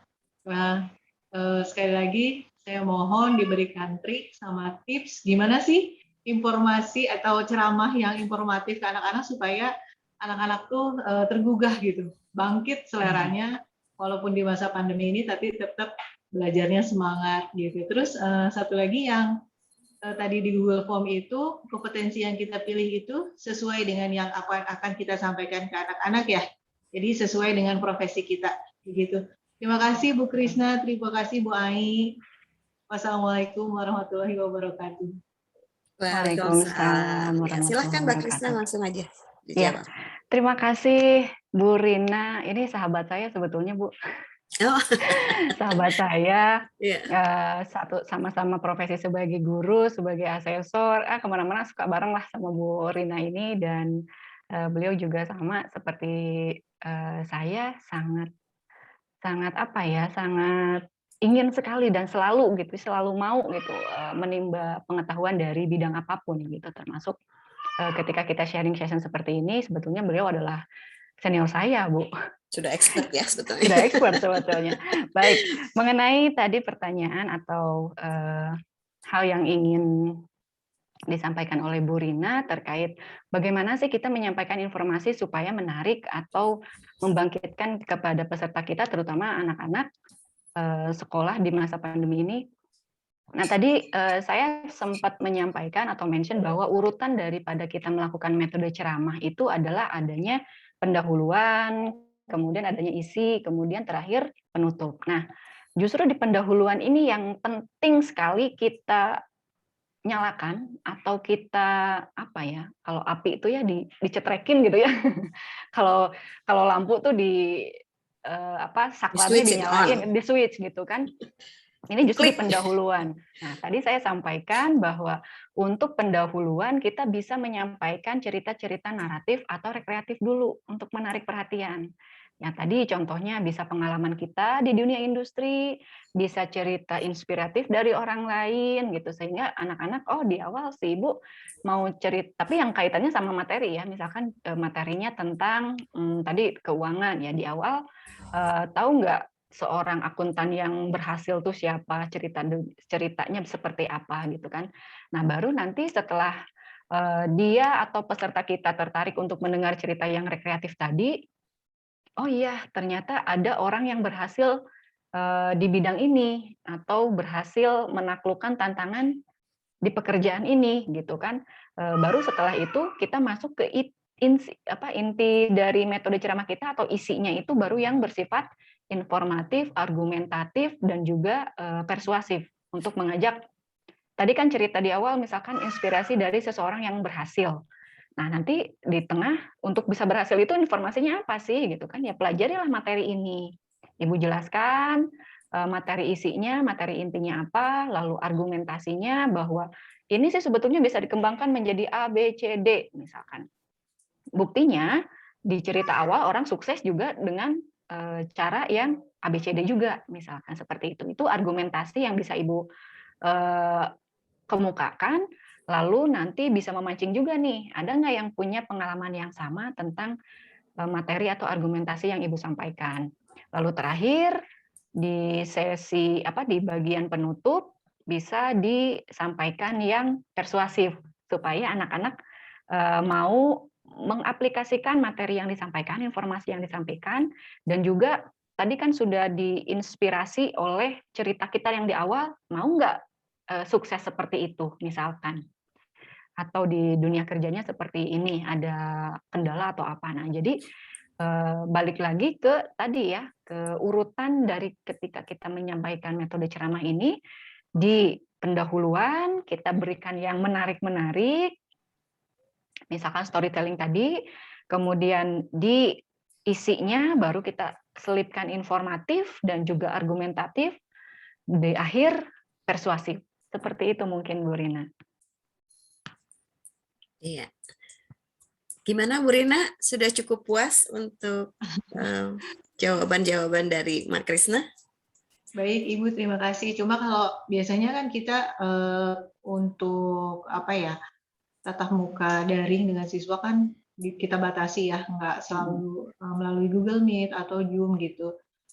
Kita biasa komunikasi melalui classroom. Nah, itu yang sering kali saya mendapatkan kesulitan ketika memberikan informasi yang membuat anak tuh tergugah untuk membaca, kemudian membaca lagi berulang-ulang. Nah, itu yang saat ini saya kesulitan gitu. Ya. Ketika itu kendala yang saya hadapi saat ini. Tapi terima kasih Bu Krisna, sangat menginspiratif. Saya coba ya. Terima kasih. Sama-sama. Baik, terima kasih Bu Rina. Ini ada pertanyaan di kolom chat ya, Mak Krisna, dari Ibu Ade Mardiah. Selamat pagi Bu Krisna. Punten bertanya, ceramah ini adalah salah satu dari beberapa metode yang ada. Dalam hal ceramah yang bersifat one way, bagaimana cara kita mengukur keberhasilan metode ceramah pada partisipan atau responden? Hatur nuhun. Ya, terima kasih Bu Ade Mardiah. Silakan Mak Krisna. Baik, terima kasih. Waduh, Bu Ade nih senior saya juga ini. Ya, Bu Ade ya. Iya, terima kasih Bu Ade partisipasinya sudah hadir hari ini dan juga berkenan menyampaikan pertanyaan mengenai bagaimana cara mengukur keberhasilan metode ceramah pada partisipan atau responden. Ya, untuk mengukur tentu pada saat kita melakukan satu kegiatan pelatihan atau pembelajaran, itu kan pasti dibagi menjadi 4 sesi ya. Mulai dari apersepsi, kemudian elaborasi, kemudian ada evaluasi, dan juga aplikasi nantinya. Nah, untuk mengukur keberhasilan metode ceramah ini, ya pertama kita bisa melakukan evaluasi dari apa yang sudah kita sampaikan kepada para peserta kita. Evaluasi ini bisa dengan sistemnya tes atau non-tes. Ya, kalau tes ya seperti biasa yang kita lakukan misalkan dengan mengisi soal atau mengerjakan sesuatu gitu ya, sesuai dengan urutan yang menjadi konten ceramah kita atau konten materi yang kita sampaikan. Atau misalkan dengan cara aplikasi. Kalau aplikasi ya misalkan dari yang kita sampaikan apakah terserap secara informatif atau tidak dengan cara mengajukan pertanyaan secara langsung. Itu yang kita kategorikan aplikasi atau non-tes gitu ya, evaluasi non-tes. Jadi kita dengan tanya jawab kayak tadi di materi yang saya sampaikan adanya interaksi ketika kita menyampaikan metode ceramah, justru kita meminimalisir one way-nya. Jadi ada saatnya one way, ada saatnya two ways. Jadi ada interaksi antara yang menyampaikan ceramah dan juga pesertanya. Nah, ketika ada interaksi ini bisa kita sampaikan tadi isi ceritanya apa, kemudian alurnya bagaimana, siapa saja tokohnya di sana, sehingga kita bisa mengukur apakah yang kita cuap-cuapkan gitu, apakah yang kita sampaikan itu terserap atau tidak oleh peserta kita. Justru ceramah ini yang disampaikan biasanya persepsi kita adalah one way, benar one way, dan hampir semua trainer, guru juga menganggap ini adalah one way. Kita kayak tadi saya misalkan menyampaikan ya one way, satu arah, padahal sebetulnya bisa kita kembangkan ketika kita adanya informatif itu one way, ketika adanya argumentatif itu bisa two way. Ya, jadi kita mengundang argumen dari peserta kita juga. Kemudian apalagi yang persuasif gitu ya, persuasif itu juga bisa one way, bisa juga two ways. Jadi ketika ceramah untuk bisa mengukur keberhasilan apakah informasinya tersampaikan atau tidak, bisa dengan cara membuka two ways-nya justru ya, membuka two ways-nya dengan cara berinteraksi tadi. Menanyakan apakah kontennya tersampaikan atau barangkali ada yang mau ditanyakan, karena kalau misalkan justru kayak tadi silakan ada yang mau bertanya diam-diam baik gitu kan, justru itu kita yang belum bisa mengukur gitu keberhasilan kita ceramah seperti apa, apakah intonasi kita kurang difahami, penggalan kalimatnya juga enggak pas gitu ya, karena kan di ilmu komunikasi juga ada ketika penggalan kalimat enggak pas, informasi yang tersampaikan juga jadi beda lagi, seperti itu. Jadi mungkin begitu jawaban saya, Bu Ade, mohon maaf bila ada kurang. Jadi yang pertama adalah justru kita menghindari atau meminimalisir adanya ceramah yang bersifat one way, terutama kalau itu one way itu bisa kita lakukan ketika menyampaikan yang informatif, karena itu materi pokok yang harus kita sampaikan. Selebihnya, untuk yang argumentatif, untuk yang persuasif, apalagi yang tadi yang kreatif itu bisa kok dibuat menjadi two ways atau tidak one way seperti itu. Baik, terima kasih Mak Krisna. Mudah-mudahan Bu Ade cukup puas ya menerima jawaban dari Mak Krisna.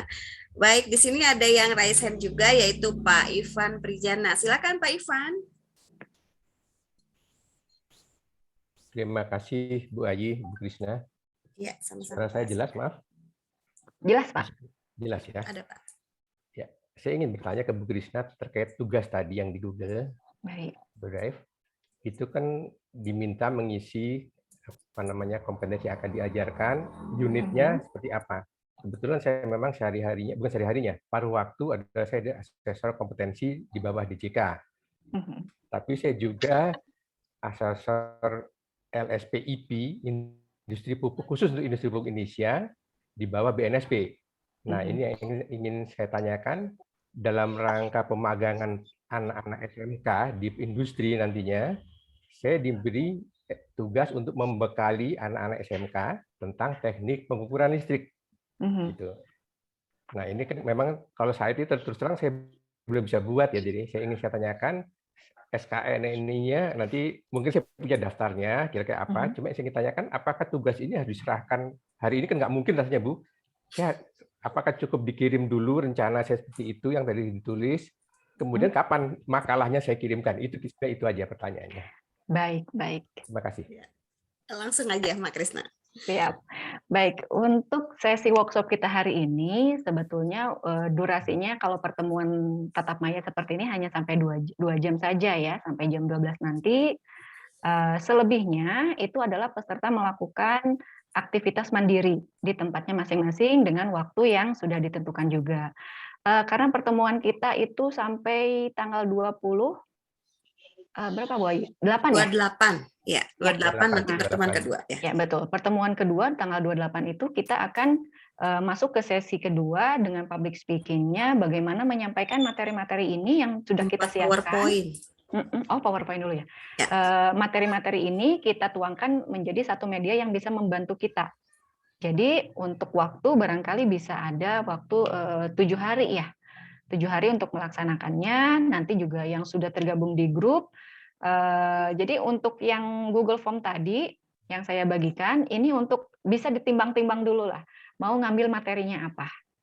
Silahkan, mau tentang materi pokok apa, kalau misalkan bukan berasal dari SKKNI, tapi biasa menjadi satu pokok bahasan yang kita bawakan ketika penyuluhan, ketika mengajar, ketika melakukan pelatihan, atau melakukan briefing dengan tim kerja, itu diperbolehkan. Jadi kalau bukan unit kompetensi boleh ya materi pokok apa yang biasa kita lakukan misalkan untuk meningkatkan produktivitas tim kerja, biasanya HRD gitu kan ya, berarti kan untuk apa namanya motivasi seperti itu boleh, materinya materi pokoknya tentang motivasi.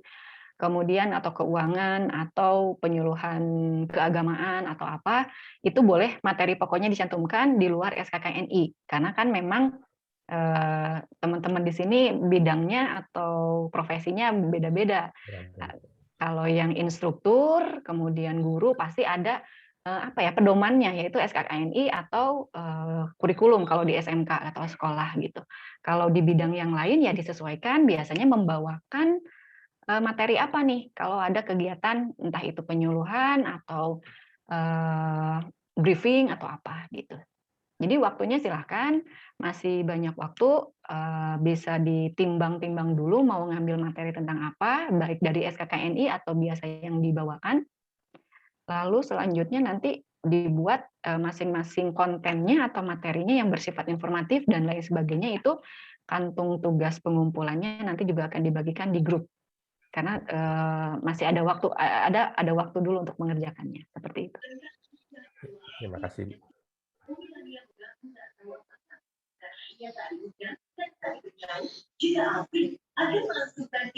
Baik, cukup ya Pak Ivan ya? Cukup Bu, terima kasih. Oke. Di kolom chat juga ada yang bertanya tentang apakah unit kompetensi yang dipilih harus berdasarkan SKKNI, terus ini apa? Tadi sudah dijelaskan ya sama Pak Krisna bahwa kalau memang instruktur berarti boleh mengambil dari SKKNI. Tetapi kalau bukan instruktur, misalkan penyuluh atau misalkan di bidang marketing ya, tergantung dari bidangnya masing-masing itu bisa memilih materi apa nih kira-kira yang akan disampaikan. Yang penting metodenya menggunakan metode ceramah ya, Pak Krisna ya. Metode ceramah baik naratif, persuasif, ataupun apa tadi? Argumentatif atau informatif ya. Jadi boleh dipilih Ibu dan Bapak-Bapak. Baik, ada yang mau ditanyakan lagi mengenai, atau ada yang mau menambahkan, atau ada yang mau mencoba bercerita nih tentang pengalaman-pengalaman ketika mengajar, ketika melakukan pelatihan-pelatihan, atau ketika sedang melakukan penyuluhan, atau ketika melakukan presentasi, gitu. Ada pengalaman-pengalaman yang lucu, unik, atau menarik, barangkali boleh disampaikan di sini. Barangkali itu bisa menjadikan referensi buat kami ya, Mak Krista, Mas Cynthia gitu. Mangga silakan barangkali Bapak Ibu atau rekan-rekan semua yang mau sharing di sini. Kami persilakan.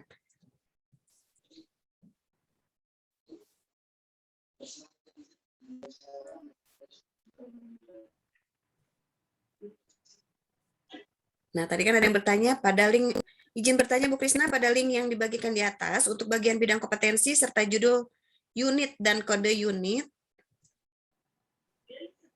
yang dipilih apakah berdasarkan SKKNI ya Bu? Oke, tadi udah dijawab ya.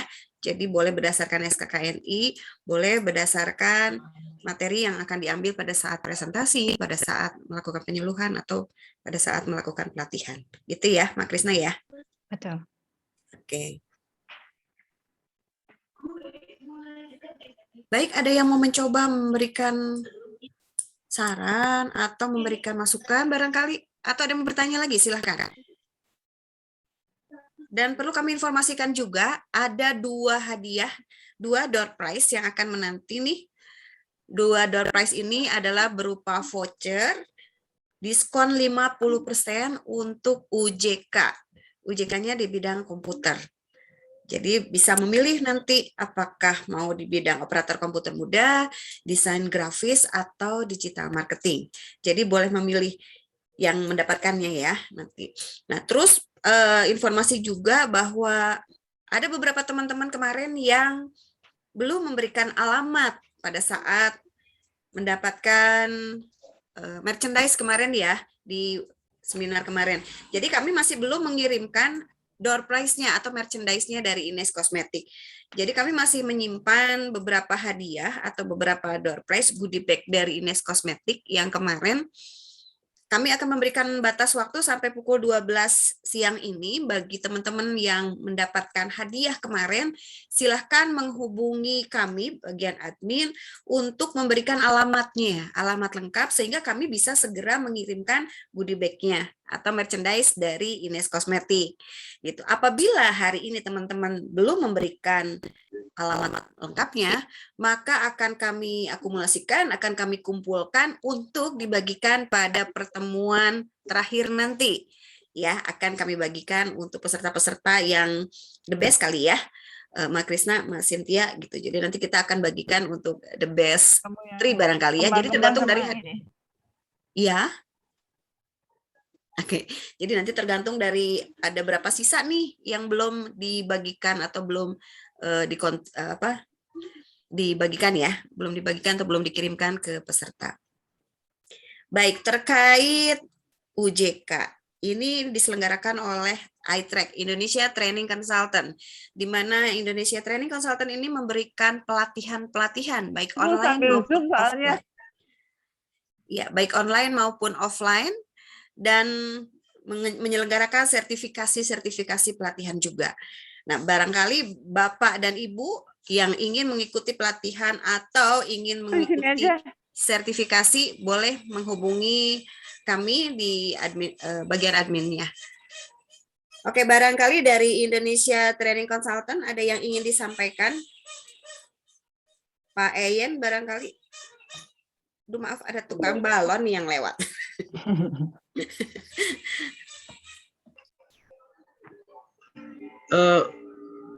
Mohon maaf, boleh izin berbagi sekaligus nanti bertanya mungkin ke pemateri. Boleh. Maaf, dengan siapa? Saya Sodikin. Pak Sodikin. Saya dari LPK AJC di Kota Cimahi. Jadi berbagi dulu mungkin tadi ada kendala usia macam-macam gitu ya. Kalau kelas yang saya hadapi kebetulan malah selain usianya variatif, kadang-kadang anak-anak yang masih SMA sampai usia udah pensiun ya. Kebetulan kami di pengobatan komplementer. Jadi bagaimana kursus pengobatan lah begitu.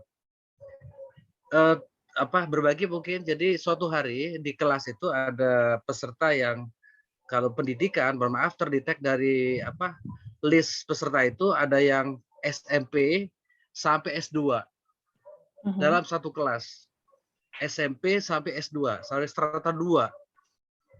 ketika suatu hari ada yang bertanya tentang bagaimana saya harus menjelaskan tentang yang bertanya S2 kebetulan waktu itu. Saya mohon maaf bukan mau ngetes guru saya, tapi betul saya ingin bertanya. Saya tidak paham bahwa waktu tentang bekam ya, bagaimana bekam bisa menyembuhkan asam lambung.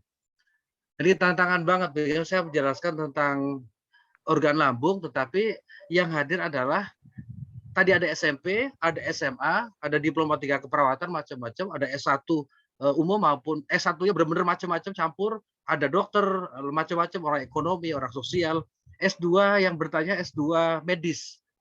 Wah, ini gimana saya jawabnya gitu kan. Tapi Masya Allah terjawab apa? Ternyata salah satu kekuatan kita adalah di literasi.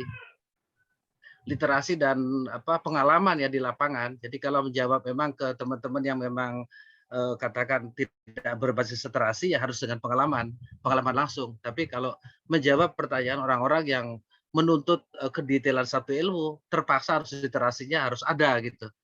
Nah, dengan cara mixing itu alhamdulillah akhirnya satu kelas bisa paham semua gitu. Mungkin ada tips tambahan dari Teh Krisna ya. Ini benar-benar tantangan karena kadang-kadang yang masuk kelas itu tadi selain kalau hari ini sih mungkin yang SMP jarang banget ya. SMA atau SMK sampai ke S2 bahkan suatu hari ada kepala rumah sakit hadir di kelas gitu. Jadi bagaimana kami ini dengan pendidikan kami yang teman-teman juga unik sekali karena kami malah dari latar belakang yang kadang-kadang bukan orang kesehatan juga gitu, tapi kami terpaksa masuk ke dunia kesehatan tradisional dan terpaksa akhirnya ketemu orang-orang yang memang profesional di kesehatan. Jadi tips buat kami pribadi istilahnya bagaimana kami bisa terkait literasi ini nggak jenuh gitu loh, karena teman-teman kan beberapa emang udah usia ya, kami tiba-tiba masuk ke dia seperti ini, beberapa jadi tender, tapi terpaksa harus tadi kekuatan literasinya harus kuat. Nah tipsnya apa nih untuk kekuatan literasi bagi kami yang memang sudah rata-rata mungkin hampir 50-an ya sampai 45-55 lah usia sekitaran itu gitu. Tipsnya gimana untuk kita bisa tetap menggali literasi dengan semangatnya nggak kalah dengan generasi gen alfa tadi gitu. Baik. Itu aja mungkin, terima kasih. Siap, Pak Sodikin. Bu Ai langsung aja ya. Siap. Terima kasih Pak Sodikin tadi sharingnya betul. Pasti banyak sekali kalangan atau jenis-jenis baik itu dari usia ataupun latar belakang pendidikan yang menjadi peserta di pelatihan karena biasanya umum ya kalau pelatihan kursus gitu ya. Mereka ingin menguasai satu bidang tertentu yang memang mereka tertarik untuk bisa lebih dalam lagi bisa di bidang pekerjaan itu. Nah, untuk betul tadi untuk mengimbangi seseorang yang berbagai latar belakang pendidikannya itu, kalau yang bertanya adalah orang akademisi, tentu kita bisa mengimbanginya dengan pengalaman. Betul sekali, makanya dari sini saya menyampaikan di workshop ini bagaimana kita membuat atau menyusun satu konten yang isinya adalah pengalaman-pengalaman baik itu pengalaman pribadi ataupun pengalaman orang lain yang bisa kita kumpulkan sebagai amunisi kita atau pedoman kita atau paririmbuan kita nanti suatu saat yang saya hadapi adalah orang-orang yang tadi gapnya tinggi, orang-orangnya jabatannya tinggi-tinggi. Nah, berarti kan kita juga sudah menyiapkan cerita-cerita atau pengalaman-pengalaman orang-orang yang lebih diakui oleh mereka gitu. Nah, kita caranya adalah ya tadi menyiapkan berbagai jenis konten-konten yang isinya secara rekreatif, secara inspiratif untuk bisa kita ceritakan kepada peserta kita, disesuaikan dengan siapa yang kita hadapi begitu. Jadi triknya adalah yang pertama untuk bisa mengimbangi itu adalah menyiapkan beberapa atau banyak konten untuk kita gunakan sebagai amunisi ketika mengisi berbagai kegiatan, entah itu pelatihan, penyuluhan, ataupun memberikan inspirasi kepada orang lain. Nah, bagaimana bisa kita menyiapkan amunisi itu gitu kan. Salah satunya betul juga bagaimana kita melakukan literasi. Literasi ini kan sebagai pemahaman awal ini adalah cara membaca, kemudian cara menulis, memahami informasi gitu yang bisa kita dapatkan dari berbagai sumber. Nah, bila saya kaitkan dengan tadi bahasan saya tentang metode ceramah ini baik untuk melatih temporal skill, tentu berarti orang-orang di sekitar kita juga ada yang kemampuan temporal skill-nya udah terlatih bagus gitu dengan cara mendengarkan, mereka udah bisa nangkep. Ada juga yang fokusnya tinggi. Contohnya nih anak saya juga ada yang paling kecil dia fokusnya tinggi gitu. Maksudnya kalau mengerjakan sesuatu tuh telaten, fokus, nguyek gitu di situ aja. Nah, itu berarti fokusnya tinggi, berarti spatial skill-nya udah terlatih, udah bagus. Nah, kegiatan literasi yang bisa kita lakukan untuk bisa mengisi amunisi kita ya, amunisi kita untuk bisa disampaikan di berbagai acara, itu bisa dengan cara mendengarkan berbagai informasi, contohnya kegiatan webinar seperti ini, kemudian ada juga informasi-informasi yang bisa kita dengarkan di YouTube, di podcast, dan lain sebagainya tentang bidang-bidang yang kita dalami. Itu satu cara literasi kita untuk melatih temporal skill kita dengan cara mendengarkan informasi. Kalau fokus kita ternyata lebih, oh saya orangnya memang lebih suka membaca, ya berarti bisa dicari literasi-literasi dalam bentuk tulisan yang bisa kita baca, bisa kita ambil informasinya, dan dijadikan tadi kalimat-kalimat atau penggalan-penggalan cerita kumpulan kita untuk bisa disampaikan di berbagai kondisi atau berbagai acara. Misalnya saya nih, pengalaman saya pribadi. Misalkan saya sangat senang mengikuti berbagai pelatihan ataupun webinar-webinar dalam kaitannya saat ini yang saya tekuni itu adalah bidang pendidikan. Ketika saya mendapatkan informasi tentang, oh ternyata dengan cara membaca cerita untuk anak atau untuk orang lain, itu bisa meningkatkan kemampuan literasinya, salah satunya dengan mendengarkan cerita atau mendengarkan ceramah apa gitu ya. Nah itu kan satu informasi yang saya dapatkan dengan cara literasi mendengar dari media YouTube katakanlah atau podcast apa gitu ya.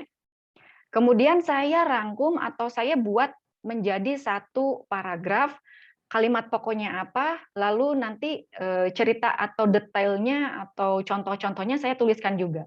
Nah ini yang menjadi amunisi saya ketika oh saya harus berbicara di webinar tentang a good trainer. Tentang apa? Tentang metode teaching. Metode teachingnya apa? Ceramah. Oh ceramah ini saya udah punya nih informasi tentang spatial skill dan temporal skill. Nah itu dijadikan sumber cerita saya kepada teman-teman di saat ini. Jadi ketika kita mengikuti berbagai webinar, mengikuti berbagai atau menonton beberapa informasi di YouTube, informasi yang menurut kita oh ini bagus, oh ini bisa saya manfaatkan untuk nanti kalau saya membawakan materi di acara pengajian atau di acara briefing mingguan misalnya. Jadi dimanapun kita bisa mendapatkan informasi, lalu si informasi itu kita rangkum atau kita buatkan menjadi satu tadi konten informatif atau konten naratif atau konten persuasif atau konten argumentatif nih. Jadi kita siapkan nih amunisi kita sehingga kapanpun taruhlah kita ditodong untuk mengisi satu acara yang oh ini temanya acaranya apa? Kita udah punya amunisi tadi, penggalan-penggalan cerita, penggalan-penggalan kalimat pokok yang bisa kita tampilkan, kita lengkapi juga dengan penjelasan detail dan juga contoh-contohnya. Seperti itu mungkin cara-cara literasi yang bisa kita kembangkan untuk mempersiapkan diri di berbagai kondisi apapun, materinya apa yang cocok seperti itu. Itu mungkin pengalaman pribadi saya juga ya ketika melakukan literasi baik mendengarkan, membaca, itu ada penggalan informasi yang menarik atau argumentasi yang menarik, saya cari datanya lagi, pendukungnya apa, atau cerita inspiratif dari siapa. Nah ini cocok nih saya bawakan untuk anak-anak di jurusan Tata Boga. Saya simpan, saya buat gitu kan. catatannya, orat-oretnya, atau bahkan saya simpan dalam file. Ketika ada kesempatan bertemu dengan teman-teman yang bidangnya cocok dengan konten saya, nah itu saya sampaikan. Begitu mungkin barangkali Pak Sodikin yang bisa saya sharing terkait bagaimana meliterasi diri untuk bisa menghadapi berbagai peserta kita, baik itu yang latar belakang pendidikannya jauh lebih tinggi barangkali, ya itu betul kata Pak Sodikin tadi, kita bisa menyampaikan dari pengalaman kita gitu kan, yang tidak didapatkan oleh beliau gitu. Atau kalau pada anak-anak yang memang masih muda, yang memang pengalamannya juga belum terlalu banyak, dari sisi akademisi atau dari pengalaman kita bisa mix seperti itu. Oke, baik. Terima kasih, Mak Krisna. Pak Sodikin cukup ya, Pak Sodikin ya. Kalau memang masih belum puas. Makasih sekali. Oke, Ya, kalau kasih, memang masih belum puas, Bapak nanti bisa chat aja di WA ya. Nanti akan saya buka WA-nya. Jadi kita bisa diskusi di situ atau di Telegram, di grup Telegram. Jadi nanti kita bisa diskusi tentang materi hari ini. Nah, selanjutnya yaitu ada Mbak Cynthia yang akan memberikan arahan tentang bagaimana cara membuat atau mengumpulkan tugas-tugasnya. Ini tugas-tugasnya dikumpulin di mana, gimana caranya gitu. Silakan Mbak Cynthia. Assalamualaikum warahmatullahi wabarakatuh. Waalaikumsalam warahmatullahi wabarakatuh. Silakan. Mohon maaf, suara saya lagi agak seksi. Oke, Bapak Ibu apa kabar semuanya? Semoga baik-baik saja dan sehat-sehat semuanya dan siap mengikuti sesi-sesi kita selanjutnya nanti. Nah, untuk tugas penugasan kami sudah share link untuk di Drive. Bapak Ibu sudah menerimanya? Atau nanti kami akan kirimkan lagi via catatan di chat ya, di chat web di chat Zoom-nya. Nah, saya akan coba screen sebentar. Share screen. Oh, mohon maaf. Sepertinya share screen-nya saya tidak bisa masuk. Oke. Tidak apa-apa. Jadi begini Bapak Ibu, nanti di sana di link Drive tugas saya akan kirimkan ke chat room-nya sebentar.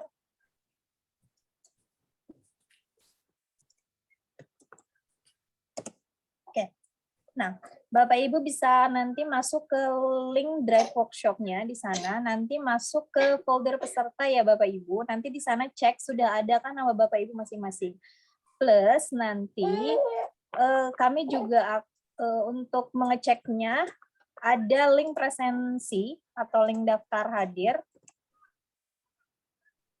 Bentar. Oke.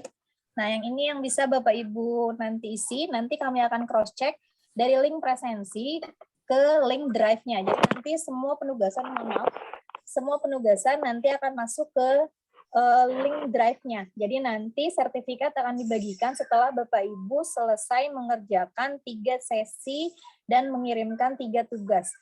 Jangka waktu tugas itu per sesi 1 minggu. Gitu. Jadi nanti Bapak Ibu bisa mempersiapkannya seoptimal mungkin. Seperti itu. Nanti materi-materi akan kami share juga di Drive Workshop. Jadi di sana ada 2 drive, ada materi dan ada untuk yang peserta. Nah ini peserta untuk penugasan-penugasan di sana semua. Nanti petunjuk pengerjaannya itu ada di drive materi. Jadi Bapak Ibu bisa dibuka folder drive materinya. Seperti itu. Secara singkatnya seperti itu Bapak Ibu. Mohon maaf karena saya tidak bisa screen di sini. Karena ada kendala, kemungkinan jaringan, jadi nggak bisa share screen yang bagus. Mungkin itu saja. Kalau ada pertanyaan nanti mungkin bisa sambil jalan. Silakan Mai, terima kasih. Oke, baik, terima kasih Mbak Cynthia. Jadi bagi rekan-rekan semua, jadi Bapak dan Ibu yang ada kesulitan barangkali atau ada yang ingin ditanyakan, silahkan nanti di chat aja, mau di Telegram atau di WA group ya. Jadi bisa chatting langsung, bisa bertanya langsung ke Mak Krisna dan Mak Cynthia terkait dengan tugas-tugas yang harus dikerjakan atau dikumpulkan. Baik, tidak terasa ya jam 11:52 nih.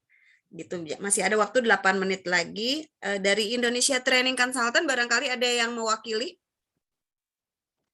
Pak Eyen, barangkali ada yang ingin disampaikan? Baik, mungkin belum ada yang bisa mewakili. Oke, kita akan membagikan nih 2 hadiah ya, 2 door prize untuk 2 orang pemenang untuk mendapatkan UJK atau voucher UJK diskon 50%. Jadi kalau untuk operator komputer kurang lebih 500.000 ya. Kalau 500.000 berarti ada diskon 50%. Jadi nanti mengenai harga itu bisa disampaikan oleh Indonesia Training Consultant. Itu silakan Mbak Krisna, barangkali ada yang mau disampaikan untuk pemenang-pemenang dari pemenang kuis hari ini atau yang mendapatkan door prize hari ini.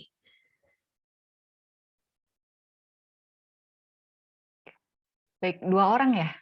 2 orang, ya. 2 orang. Maunya lebih banyak nih. Tadi udah banyak yang bertanya dan juga banyak yang berpartisipasi. Kalau maunya sih lebih dari 2 ya. Iya. Baik, untuk yang pertama mungkin tadi saya sangat terkesan dengan pertanyaannya dan juga masukannya yang baru saja masuk juga, yaitu Pak Sodikin ya. Saya pilih sebagai pemenang door prize hari ini, yaitu voucher diskon 50% untuk uji kompetensi. Nanti bidangnya bisa ditanyakan mau bidang yang mana uji kompetensinya. Lalu satu lagi. Terima kasih. Iya, sama-sama Pak. Satu lagi, barangkali saya juga memberikan apresiasi sangat tersanjung juga apresiasi untuk Bapak Ivan Priyana ya. Bapak Ivan Priyana juga sudah mau berpartisipasi pagi ini dan juga memiliki kesan. Saya juga maksudnya dalam kegiatan ini partisipasinya saya apresiasi, kemudian saya juga tersanjung karena tadi berasal dari mana Bapak Ivan? Maaf, takut salah nanti saya. Maaf, saya dari domisili di Gresik, tapi saya sebagai asesor kompetensi pada waktu di PT LSK IATKI. Kantornya sendiri di Bandung gitu ya. Di Bandung juga. Tapi sekarang domisili di mana Bapak? Di Gresik. Tapi saya juga sebagai mantan orang petrokimia kan ada LSP ya, Lembaga Sertifikasi Profesi Industri Pupuk Indonesia. Nah, saya juga anggota dari asesor dari LSP IP-nya gitu. Jadi dalam saya menyiapkan tugas untuk membekali teman-teman SMK yang mau magang di industri. Ya, baik. Terima kasih banyak Pak Ivan. Jadi itu ya Bu Ayi, kalau saya diberikan otoritas untuk memilih, barangkali tadi Pak Sodikin 1 dan yang kedua Pak Ivan. Terima kasih. Oke, terima kasih sekali lagi dan selamat buat Pak Sodikin dan Pak Ivan yang sudah mendapatkan door prize untuk hari ini berupa voucher 50% untuk mengikuti UJK. Jadi UJK-nya nanti bisa pilih ya Pak ya, mau digital marketing, mau operator komputer muda, atau desain grafis. Jadi bisa dipilih dari 3 itu. Oke ya, jadi biayanya diskon 50%. Baik, teman-teman, karena sudah jam 11.56, tidak terasa ya 2 jam nih kita ngobrol di sini. Terima kasih juga buat Mak Krisna yang sudah memberikan materi yang sangat luar biasa buat kita untuk pencerahan kita nanti dalam mengajar, dalam mengadakan pelatihan-pelatihan ya. Mudah-mudahan bermanfaat buat kita semua. Juga terima kasih kepada rekan-rekan semua, Bapak dan Ibu instruktur, motivator, penyuluh, dosen dan guru yang luar biasa yang hari ini sudah bergabung, yang dari tadi dari jam 10 sampai tepat 2 jam. Mudah-mudahan apa yang disampaikan oleh Mak Krisna tadi bisa bermanfaat buat kita semua dan buat masyarakat pada umumnya. Kami dari Mak Tak Berbatas, dari PT iTrack, Indonesia Training Consultant, dan komunitas Manusia Tanpa Batas, serta tvharmony.com mengucapkan terima kasih atas waktu dan kesempatannya. Sampai berjumpa di workshop selanjutnya. Wassalamualaikum warahmatullahi wabarakatuh. Waalaikumsalam warahmatullahi wabarakatuh. Terima kasih teman-teman semua sudah berkenan hadir. Waalaikumsalam warahmatullahi wabarakatuh. Terima kasih. Terima kasih warahmatullahi wabarakatuh. Terima kasih Bu Krisna dan semuanya. Sama-sama Bu Desi. Ya, sempatkan hadir. Kita belum foto ya sebentar Oh ya. iya. Izin foto. Boleh dibuka di on cam dulu ya. Mohon maaf. Masya Allah. Saya on cam terus. Siap-siap Saya ya. on cam loh ini. Oke, siap-siap ya. 1, 2, 3. Oke, sebentar. Tadi ada 3, sekarang cuma 2. 1, 2, 3. Oh, ada yang cekrek-cekrek ya? Nggak mau. Agak sulit tadi. Bentar ya. Oke, lembar selanjutnya. Sebentar. Dibuka on cam ya, teman-teman. 1, 2, 3. Sebentar. Tahan dulu.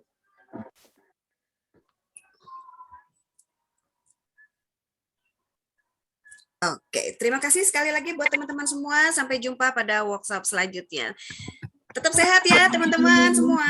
Dadah. Salam sehat semuanya. Salam sehat semua. Terima kasih. Terima kasih. Sampai ketemu lagi. Terima kasih.